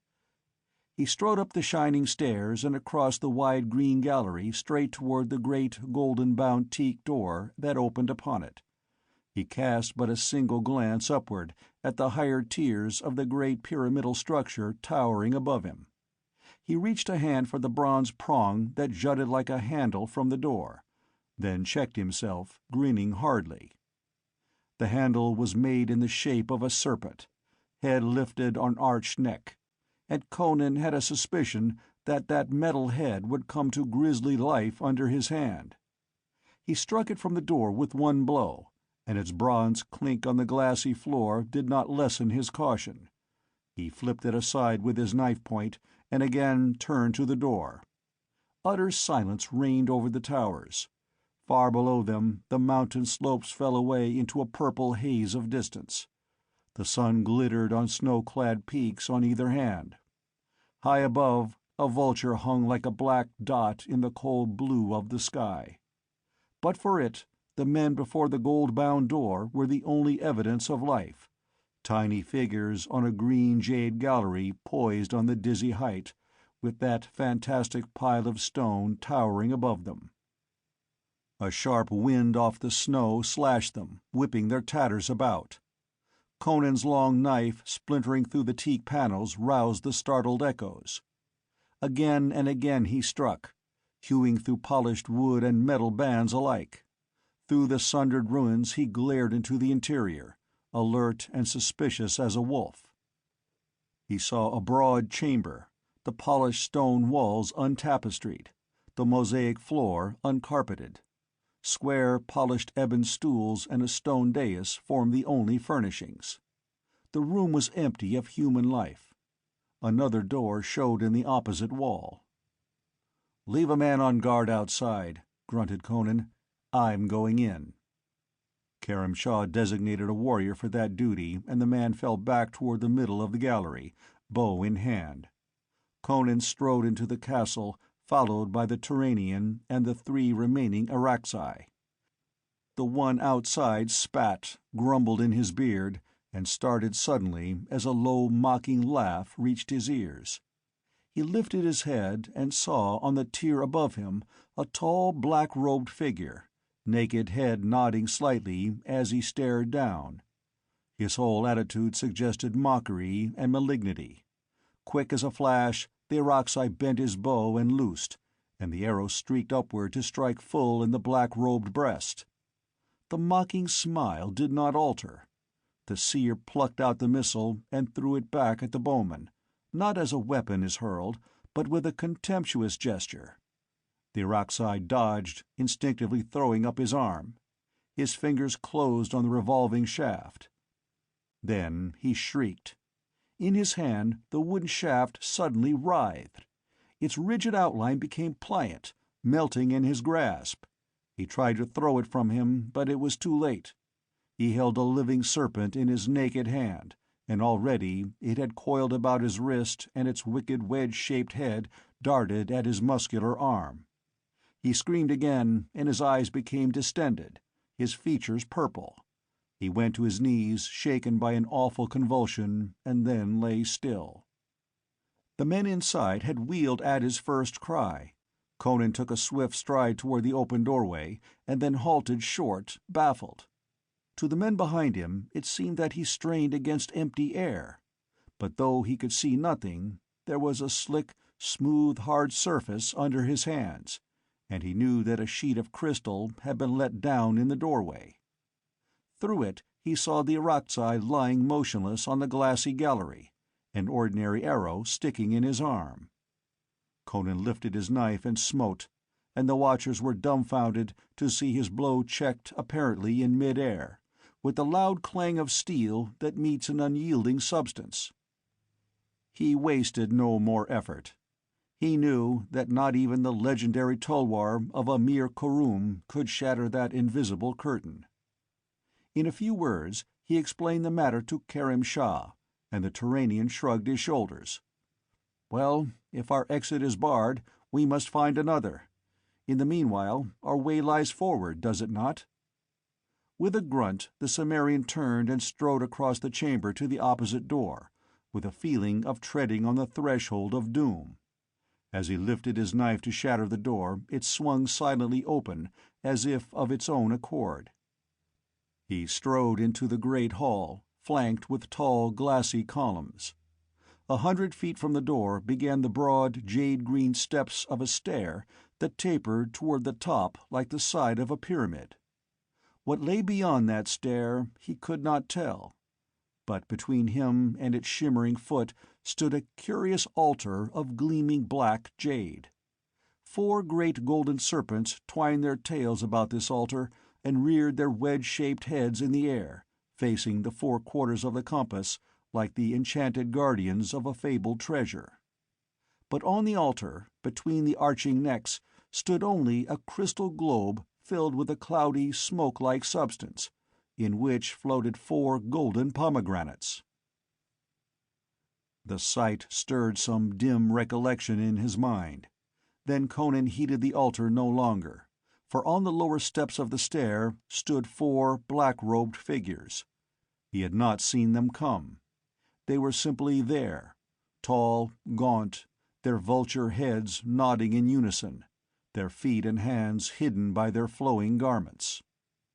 One lifted his arm, and the sleeve fell away, revealing his hand, and it was not a hand at all.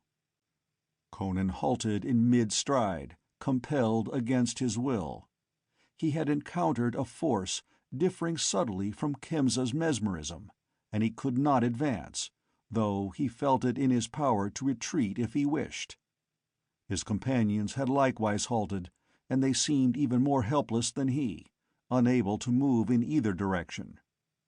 The seer whose arm was lifted beckoned to one of the Irakzai, and the man moved toward him like one in a trance, eyes staring and fixed, blade hanging in limp fingers. As he pushed past Conan, the Cimmerian threw an arm across his breast to arrest him. Conan was so much stronger than the Irakzai that in ordinary circumstances he could have broken his spine between his hands. But now the muscular arm was brushed aside like straw, and the Irakzai moved toward the stair, treading jerkily and mechanically.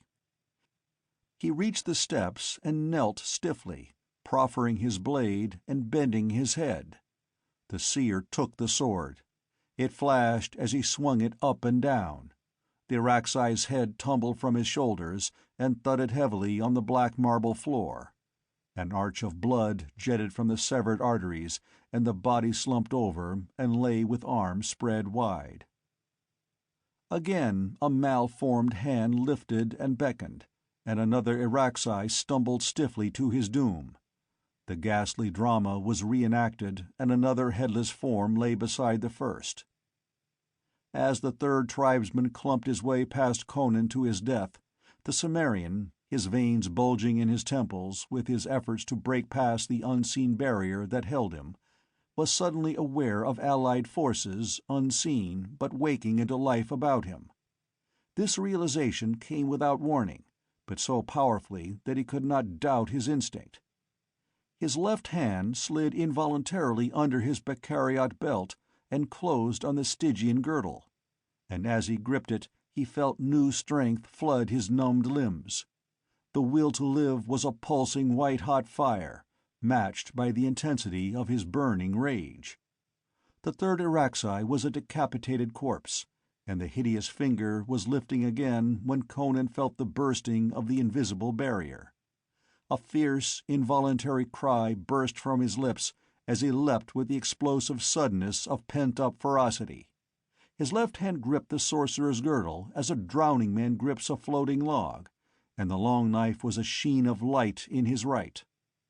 The men on the steps did not move. They watched calmly, cynically. If they felt surprise, they did not show it. Conan did not allow himself to think what might chance when he came within knife reach of them. His blood was pounding in his temples, a mist of crimson swam before his sight. He was afire with the urge to kill, to drive his knife deep into flesh and bone, and twist the blade in blood and entrails. Another dozen strides would carry him to the steps where the sneering demon stood. He drew his breath deep, his fury rising redly as his charge gathered momentum. He was hurtling past the altar with its golden serpents when, like a levin flash, there shot across his mind again, as vividly as if spoken in his external ear, the cryptic words of Khemsa. "Break the crystal ball." His reaction was almost without his own volition. Execution followed impulse so spontaneously that the greatest sorcerer of the age would not have had time to read his mind and prevent his action. Wheeling like a cat from his headlong charge, he brought his knife crashing down upon the crystal. Instantly the air vibrated with a peal of terror. Whether from the stairs, the altar, or the crystal itself, he could not tell. Hisses filled his ears as the golden serpents, suddenly vibrant with hideous life, writhed and smote at him. But he was fired to the speed of a maddened tiger. A whirl of steel sheared through the hideous trunks that waved toward him, and he smote the crystal sphere again and yet again, and the globe burst with a noise like a thunderclap, raining fiery shards on the black marble, and the gold pomegranates, as if released from captivity, shot upward toward the lofty roof and were gone. A mad screaming, bestial and ghastly, was echoing through the great hall. On the steps writhed 4 black-robed figures, twisting in convulsions, froth dripping from their livid mouths. Then, with one frenzied crescendo of inhuman ululation, they stiffened and lay still, and Conan knew that they were dead. He stared down at the altar and the crystal shards. 4 headless golden serpents still coiled about the altar, but no alien life now animated the dully gleaming metal. Khemsa was rising slowly from his knees, whither he had been dashed by some unseen force. He shook his head to clear the ringing from his ears. "Did you hear that crash when you struck? It was as if 1,000 crystal panels shattered all over the castle as that globe burst. Were the souls of the wizards imprisoned in those golden balls? Ha!" Conan wheeled as Khemsa drew his sword and pointed. Another figure stood at the head of the stair. His robe, too, was black, but of richly embroidered velvet, and there was a velvet cap on his head. His face was calm and not unhandsome. "Who the devil are you?" demanded Conan, staring up at him, knife in hand. "I am the master of Yimsha." His voice was like the chime of a temple bell, but a note of cruel mirth ran through it. "Where is Yasmina?" demanded Khemsa. The master laughed down at him. "What is that to you, dead man? Have you so quickly forgotten my strength, once lent to you, that you come armed against me, you poor fool? I think I will take your heart, Khemsa." He held out his hand as if to receive something, and the Turanian cried out sharply, like a man in mortal agony. He reeled drunkenly, and then, with a splintering of bones, a rending of flesh and muscle, and a snapping of mail links, his breast burst outward with a shower of blood, and through the ghastly aperture something red and dripping shot through the air into the master's outstretched hand, as a bit of steel leaps to the magnet. The Turanian slumped to the floor and lay motionless, and the master laughed and hurled the object to fall before Conan's feet, a still quivering human heart. With a roar and a curse, Conan charged the stair. From Khemsa's girdle he felt strength and deathless hate flow into him to combat the terrible emanation of power that met him on the steps.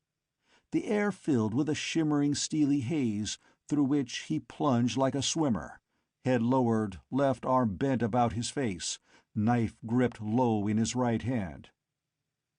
His half-blinded eyes, glaring over the crook of his elbow, made out the hated shape of the seer before and above him, the outline wavering as a reflection wavers in disturbed water.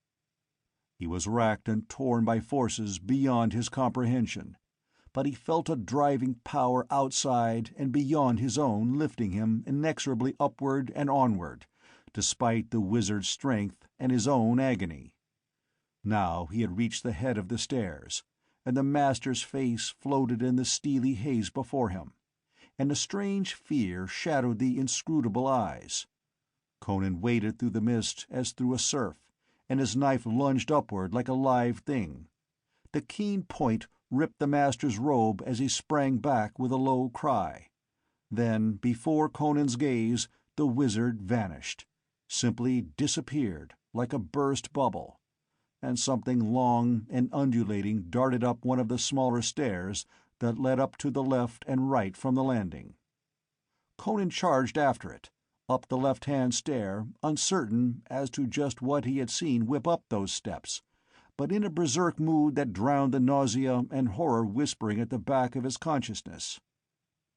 He plunged out into a broad corridor, whose uncarpeted floor and untapestried walls were of polished jade, and something long and swift whisked down the corridor ahead of him and into a curtained door. From within the chamber rose a scream of urgent terror. The sound lent wings to Conan's flying feet, and he hurtled through the curtains and headlong into the chamber within. A frightful scene met his glare. Yasmina cowered on the farther edge of a velvet-covered dais, screaming her loathing and horror, an arm lifted as if to ward off attack, while before her swayed the hideous head of a giant serpent, shining neck arching up from dark, gleaming coils. With a choked cry, Conan threw his knife. Instantly the monster whirled and was upon him like the rush of wind through tall grass. The long knife quivered in its neck, point and a foot of blade showing on one side, and the hilt and a hand's breadth of steel on the other. But it only seemed to madden the giant reptile. The great head towered above the man who faced it, and then darted down, the venom-dripping jaws gaping wide. But Conan had plucked a dagger from his girdle, and he stabbed upward as the head dipped down. The point tore through the lower jaw and transfixed the upper, pinning them together.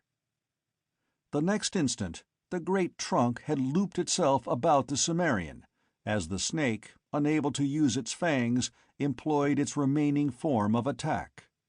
Conan's left arm was pinioned among the bone-crushing folds, but his right was free. Bracing his feet to keep upright, he stretched forth his hand, gripped the hilt of the long knife jutting from the serpent's neck, and tore it free in a shower of blood.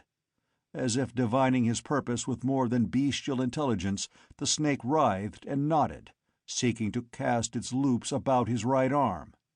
But with the speed of light, the long knife rose and fell, shearing halfway through the reptile's giant trunk. Before he could strike again, the great pliant loops fell from him and the monster dragged itself across the floor, gushing blood from its ghastly wounds. Conan sprang after it, knife lifted, but his vicious swipe cut empty air as the serpent writhed away from him and struck its blunt nose against a paneled screen of sandalwood. One of the panels gave inward, and the long, bleeding barrel whipped through it and was gone. Conan instantly attacked the screen. A few blows rent it apart, and he glared into the dim alcove beyond. No horrific shape coiled there. There was blood on the marble floor, and bloody tracks led to a cryptic arched door. Those tracks were of a man's bare feet. "Conan!" He wheeled back into the chamber just in time to catch the Divi of Vendhya in his arms, as she rushed across the room and threw herself upon him, catching him about the neck with a frantic clasp, half hysterical with terror and gratitude and relief. His wild blood had been stirred to its uttermost by all that had passed. He caught her to him in a grasp that would have made her wince at another time, and crushed her lips with his. She made no resistance. The Divi was drowned in the elemental woman. She closed her eyes and drank in his fierce, hot, lawless kisses with all the abandon of passionate thirst. She was panting with his violence when he ceased for breath, and glared down at her lying limp in his mighty arms. "I knew you'd come for me," she murmured. "You would not leave me in this den of devils." At her words, recollection of their environment came to him suddenly. He lifted his head and listened intently. Silence reigned over the castle of Yimsha, but it was a silence impregnated with menace. Peril crouched in every corner, leered invisibly from every hanging. "We'd better go while we can," he muttered. "Those cuts were enough to kill any common beast, or man, but a wizard has a dozen lives. Wound one, and he writhes away like a crippled snake to soak up fresh venom from some source of sorcery." He picked up the girl, and carrying her in his arms like a child, he strode out into the gleaming jade corridor and down the stairs, nerves tautly alert for any sign or sound. "I met the Master," she whispered, clinging to him and shuddering. "He worked his spells on me to break my will. The most awful thing was a mouldering corpse which seized me in its arms. I fainted then, and lay as one dead, I do not know how long. Shortly after I regained consciousness, I heard sounds of strife below and cries, and then that snake came slithering through the curtains. Ah!" She shook at the memory of that horror. "I knew somehow that it was not an illusion, but a real serpent that sought my life." "It was not a shadow, at least," answered Conan cryptically. "He knew he was beaten, and chose to slay you rather than let you be rescued." "What do you mean, he?" she asked uneasily, and then shrank against him, crying out, and forgetting her question. She had seen the corpses at the foot of the stairs. Those of the seers were not good to look at.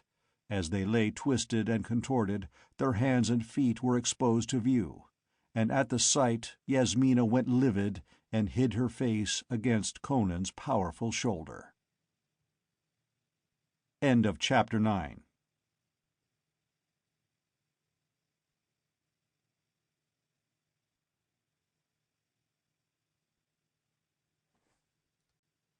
The People of the Black Circle. Chapter 10. Yasmina and Conan. Conan passed through the hall quickly enough, traversed the outer chamber, and approached the door that led upon the gallery. Then he saw the floor sprinkled with tiny, glittering shards. The crystal sheet that had covered the doorway had been shivered to bits, and he remembered the crash that had accompanied the shattering of the crystal globe.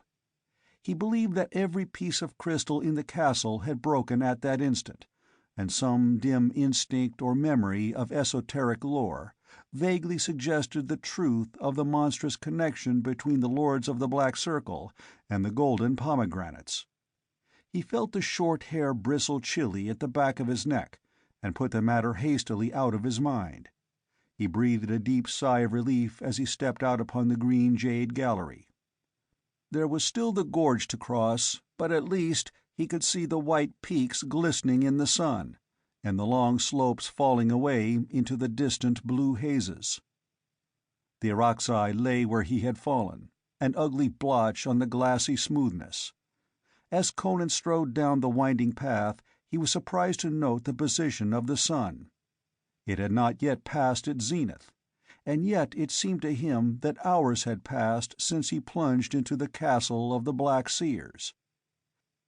He felt an urge to hasten, not a mere blind panic, but an instinct of peril growing behind his back. He said nothing to Yasmina, and she seemed content to nestle her dark head against his arching breast and find security in the clasp of his iron arms. He paused an instant on the brink of the chasm, frowning down.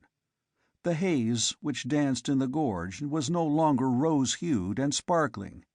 It was smoky, dim, ghostly, like the live tide that flickered thinly in a wounded man. The thought came vaguely to Conan that the spells of magicians were more closely bound to their personal beings than were the actions of common men to the actors.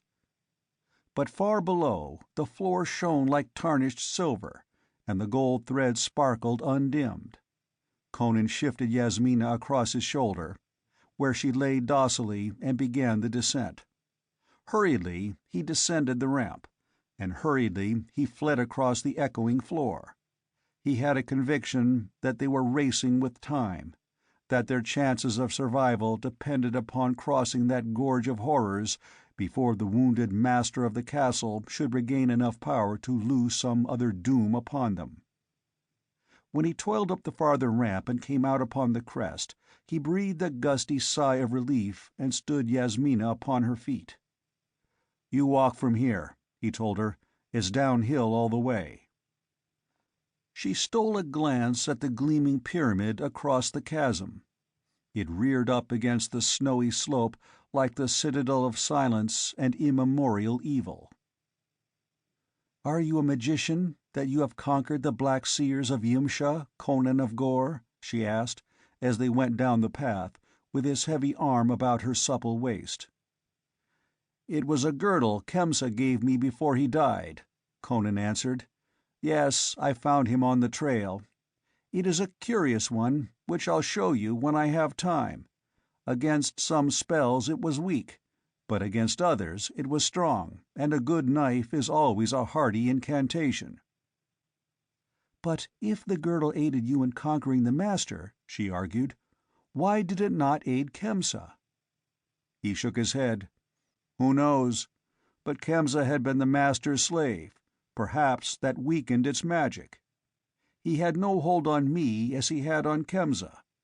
Yet I can't say that I conquered him. He retreated, but I have a feeling that we haven't seen the last of him. I want to put as many miles between us and his lair as we can." He was further relieved to find horses tethered among the tamarisks as he had left them. He loosed them swiftly and mounted the Black Stallion, swinging the girl up before him. The others followed, freshened by their rest. "And what now?" she asked. "To Afghanistan?" "Not just now." He grinned hardly. "Somebody, maybe the governor, killed my 7 headmen. My idiotic followers think I had something to do with it, and unless I am able to convince them otherwise, they'll hunt me like a wounded jackal." "Then what of me? If the headmen are dead, I am useless to you as a hostage. Will you slay me to avenge them?" He looked down at her, with eyes fiercely aglow, and laughed at the suggestion. "Then let us ride to the border," she said. "You'll be safe from the Afghulis there." "Yes, on a Vendhian gibbet." "I am Queen of Vendhya," she reminded him with a touch of her old imperiousness. "You have saved my life. You shall be rewarded." She did not intend it as it sounded, but he growled in his throat, ill-pleased. "Keep your bounty for your city-bred dogs, Princess. If you're a queen of the plains, I'm a chief of the hills, and not 1 foot toward the border will I take you." "But you would be safe," she began bewilderedly. "And you'd be the Devi again," he broke in. "No, girl, I prefer you as you are now, a woman of flesh and blood, riding on my saddle-bow." "But you can't keep me!" she cried. "You can't!" "Watch and see," he advised grimly. "But I will pay you a vast ransom." "Devil take your ransom," he answered roughly, his arms hardening about her supple figure. "The kingdom of Vendhya could give me nothing I desire half so much as I desire you. I took you at the risk of my neck. If your courtiers want you back, let them come up the Zybar and fight for you." "But you have no followers now," she protested. "You are hunted. How can you preserve your own life, much less mine?" "I still have friends in the hills," he answered. "There is a chief of the Karakzai who will keep you safely while I bicker with the Afghulis." If they will have none of me, by Crom, I will ride northward with you to the steppes of the Kozaki. I was a hetman among the Free Companions before I rode southward. I'll make you a queen on the Zaporoska River." "But I cannot," she objected. "You must not hold me." "If the idea is so repulsive," he demanded, "why did you yield your lips to me so willingly?" "Even a queen is human," she answered, coloring. "But because I am a queen, I must consider my kingdom. Do not carry me away into some foreign country. Come back to Vendhya with me." "Will you make me your king?" he asked sardonically.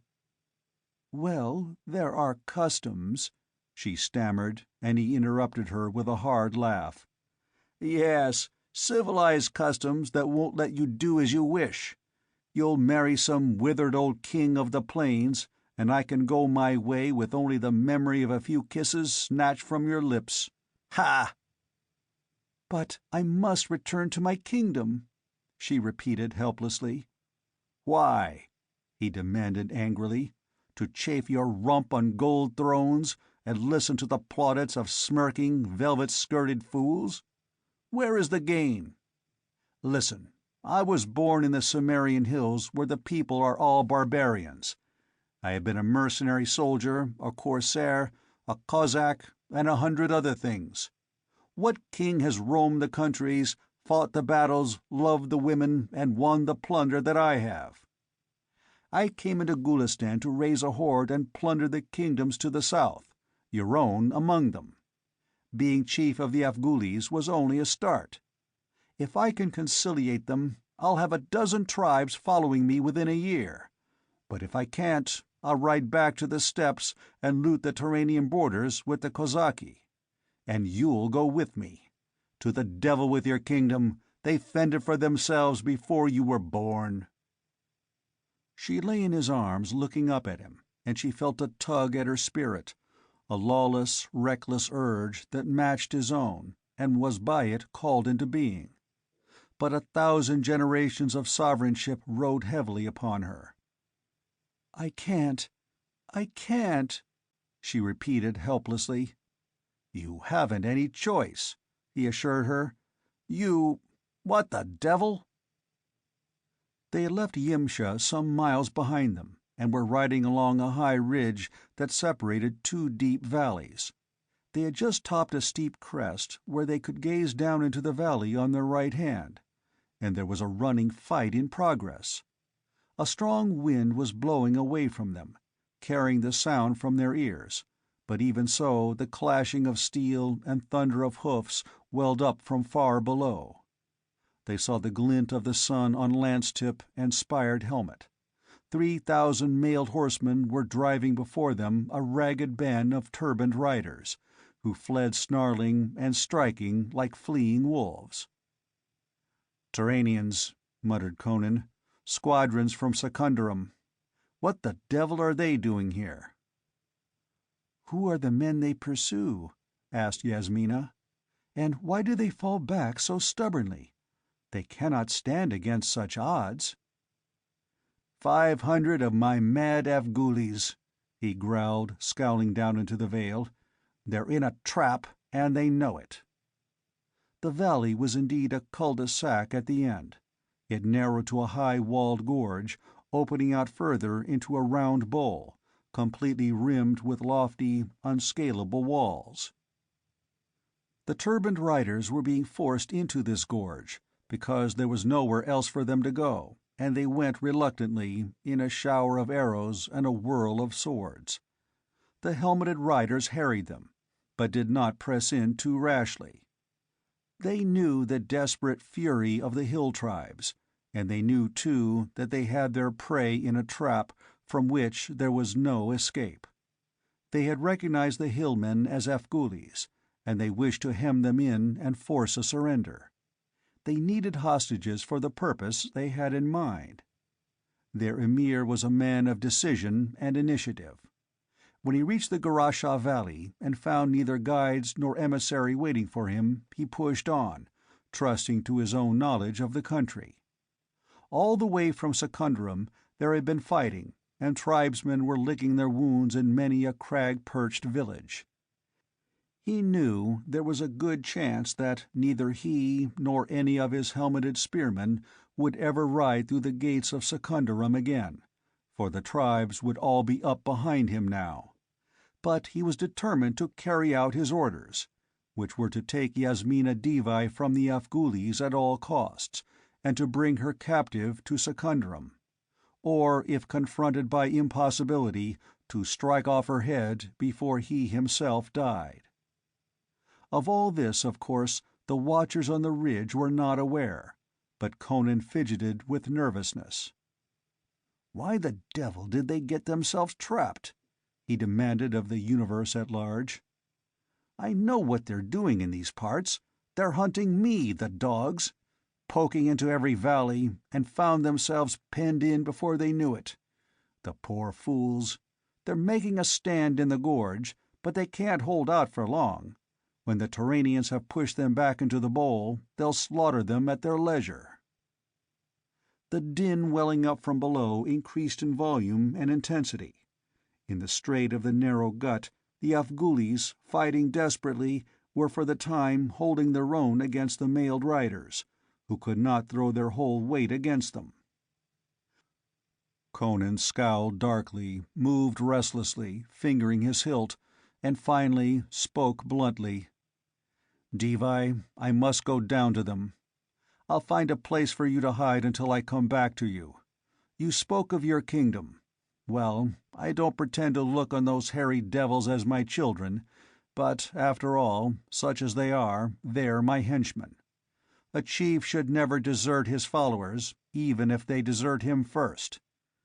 They think they were right in kicking me out. Hell, I won't be cast off. I'm still chief of the Afghulis, and I'll prove it. I can climb down on foot into the gorge." "But what of me?" she queried. "You carried me away forcibly from my people.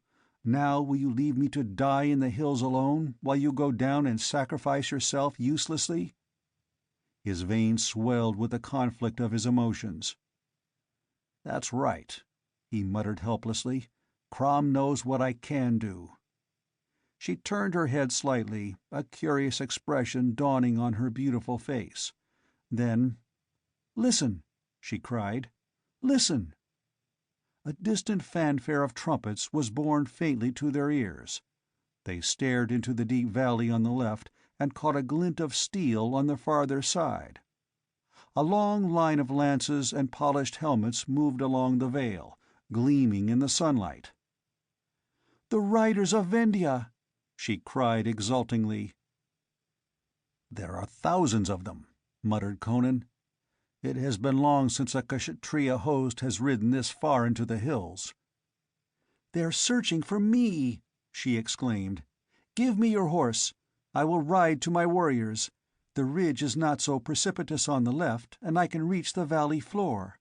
I will lead my horsemen into the valley at the upper end and fall upon the Turanians. We will crush them in the vise. Quick, Conan, will you sacrifice your men to your own desire?" The burning hunger of the steppes and the wintry forests glared out of his eyes, but he shook his head and swung off the stallion, placing the reins in her hands. "You win," he grunted. "Ride like the devil." She wheeled away down the left-hand slope, and he ran swiftly along the ridge until he reached the long, ragged cleft that was the defile in which the fight raged. Down the rugged wall he scrambled like an ape, clinging to projections and crevices, to fall at last, feet first, into the melee that raged in the mouth of the gorge.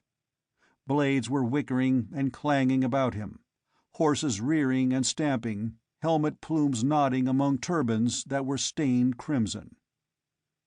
As he hit, he yelled like a wolf, caught a gold-worked rein, and, dodging the sweep of a scimitar, drove his long knife upward through the rider's vitals.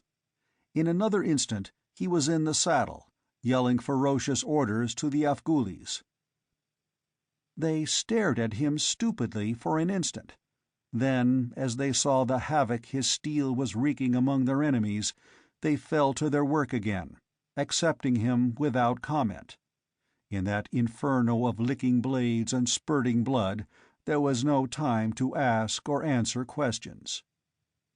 The riders in their spired helmets and gold-worked hauberks swarmed about the gorge mouth, thrusting and slashing, and the narrow defile was packed and jammed with horses and men, the warriors crushed breast to breast, stabbing with shortened blades, slashing murderously when there was an instant's room to swing a sword. When a man went down, he did not get up from beneath the stamping, swirling hoofs. Weight and sheer strength counted heavily there, and the chief of the Afghulis did the work of 10. At such times accustomed habits sway men strongly, and the warriors, who were used to seeing Conan in their vanguard, were heartened mightily, despite their distrust of him. But superior numbers counted too. The pressure of the men behind forced the horsemen of Turan deeper and deeper into the gorge, in the teeth of the flickering tulwars. Foot by foot the Afghulis were shoved back, leaving the defile floor carpeted with dead, on which the riders trampled. As he hacked and smote like a man possessed, Conan had time for some chilling doubts. Would Yasmina keep her word? She had but to join her warriors, turn southward and leave him and his band to perish. But at last, after what seemed centuries of desperate battling, in the valley outside there rose another sound above the clash of steel and yells of slaughter. And then, with a burst of trumpets that shook the walls, the rushing thunder of hoofs, 5,000 riders of Vendhya smote the hosts of Secunderam. That stroke split the Turanian squadrons asunder, shattered, tore and rent them, and scattered their fragments all over the valley. In an instant the surge had ebbed back out of the gorge. There was a chaotic, confused swirl of fighting, horsemen wheeling and smiting singly and in clusters. And then the Emir went down with a Kshatra lance through his breast, and the riders in their spired helmets turned their horses down the valley, spurring like mad and seeking to slash a way through the swarms which had come upon them from the rear. As they scattered in flight, the conqueror scattered in pursuit, and all across the valley floor and up the slopes near the mouth and over the crests streamed the fugitives and the pursuers. The Afghulis, those left to ride, rushed out of the gorge and joined in the harrying of their foes, accepting the unexpected alliance as unquestioningly as they had accepted the return of their repudiated chief. The sun was sinking toward the distant crags when Conan, his garments hacked to tatters and the mail under them reeking and clotted with blood, his knife dripping and crusted to the hilt, strode over the corpses to where Yasmina Devi sat her horse among her nobles on the crest of the ridge, near a lofty precipice. "You kept your word, Devi," he roared. "By Crom, though, I had some bad seconds down in that gorge. Look out!" Down from the sky swooped a vulture of tremendous size, with a thunder of wings that knocked men sprawling from their horses. The scimitar-like beak was slashing for the Devi's soft neck, but Conan was quicker. A short run, a tigerish leap, the savage thrust of a dripping knife, and the vulture voiced a horrible human cry, pitched sideways, and went tumbling down the cliffs to the rocks and river 1,000 feet below. As it dropped, its black wings thrashing the air, it took on the semblance, not of a bird, but of a black-robed human body, that fell, arms in wide black sleeves thrown abroad. Conan turned to Yasmina, his red knife still in his hand, his blue eyes smoldering, blood oozing from wounds on his thickly muscled arms and thighs. "You are the Devi again," he said, grinning fiercely at the gold-clasped gossamer robe she had donned over her hill-girl attire, and awed not at all by the imposing array of chivalry about him. "I have you to thank for the lives of some 350 of my rogues, who are at least convinced that I didn't betray them. You have put my hands on the reins of conquest again." "I still owe you my ransom," she said, her dark eyes glowing as they swept over him. 10,000 pieces of gold I will pay you. He made a savage, impatient gesture, shook the blood from his knife and thrust it back in its scabbard, wiping his hands on his mail. "I will collect your ransom, in my own way, at my own time," he said. "I will collect it at your palace at Ayodhya, and I will come with 50,000 men to see that the scales are fair." She laughed, gathering her reins into her hands. "And I will meet you on the shores of the Jumna with 100,000. His eyes shone with fierce appreciation and admiration, and stepping back, he lifted his hand with a gesture that was like the assumption of kingship, indicating that her road was clear before her. The End of The People of the Black Circle by Robert E. Howard.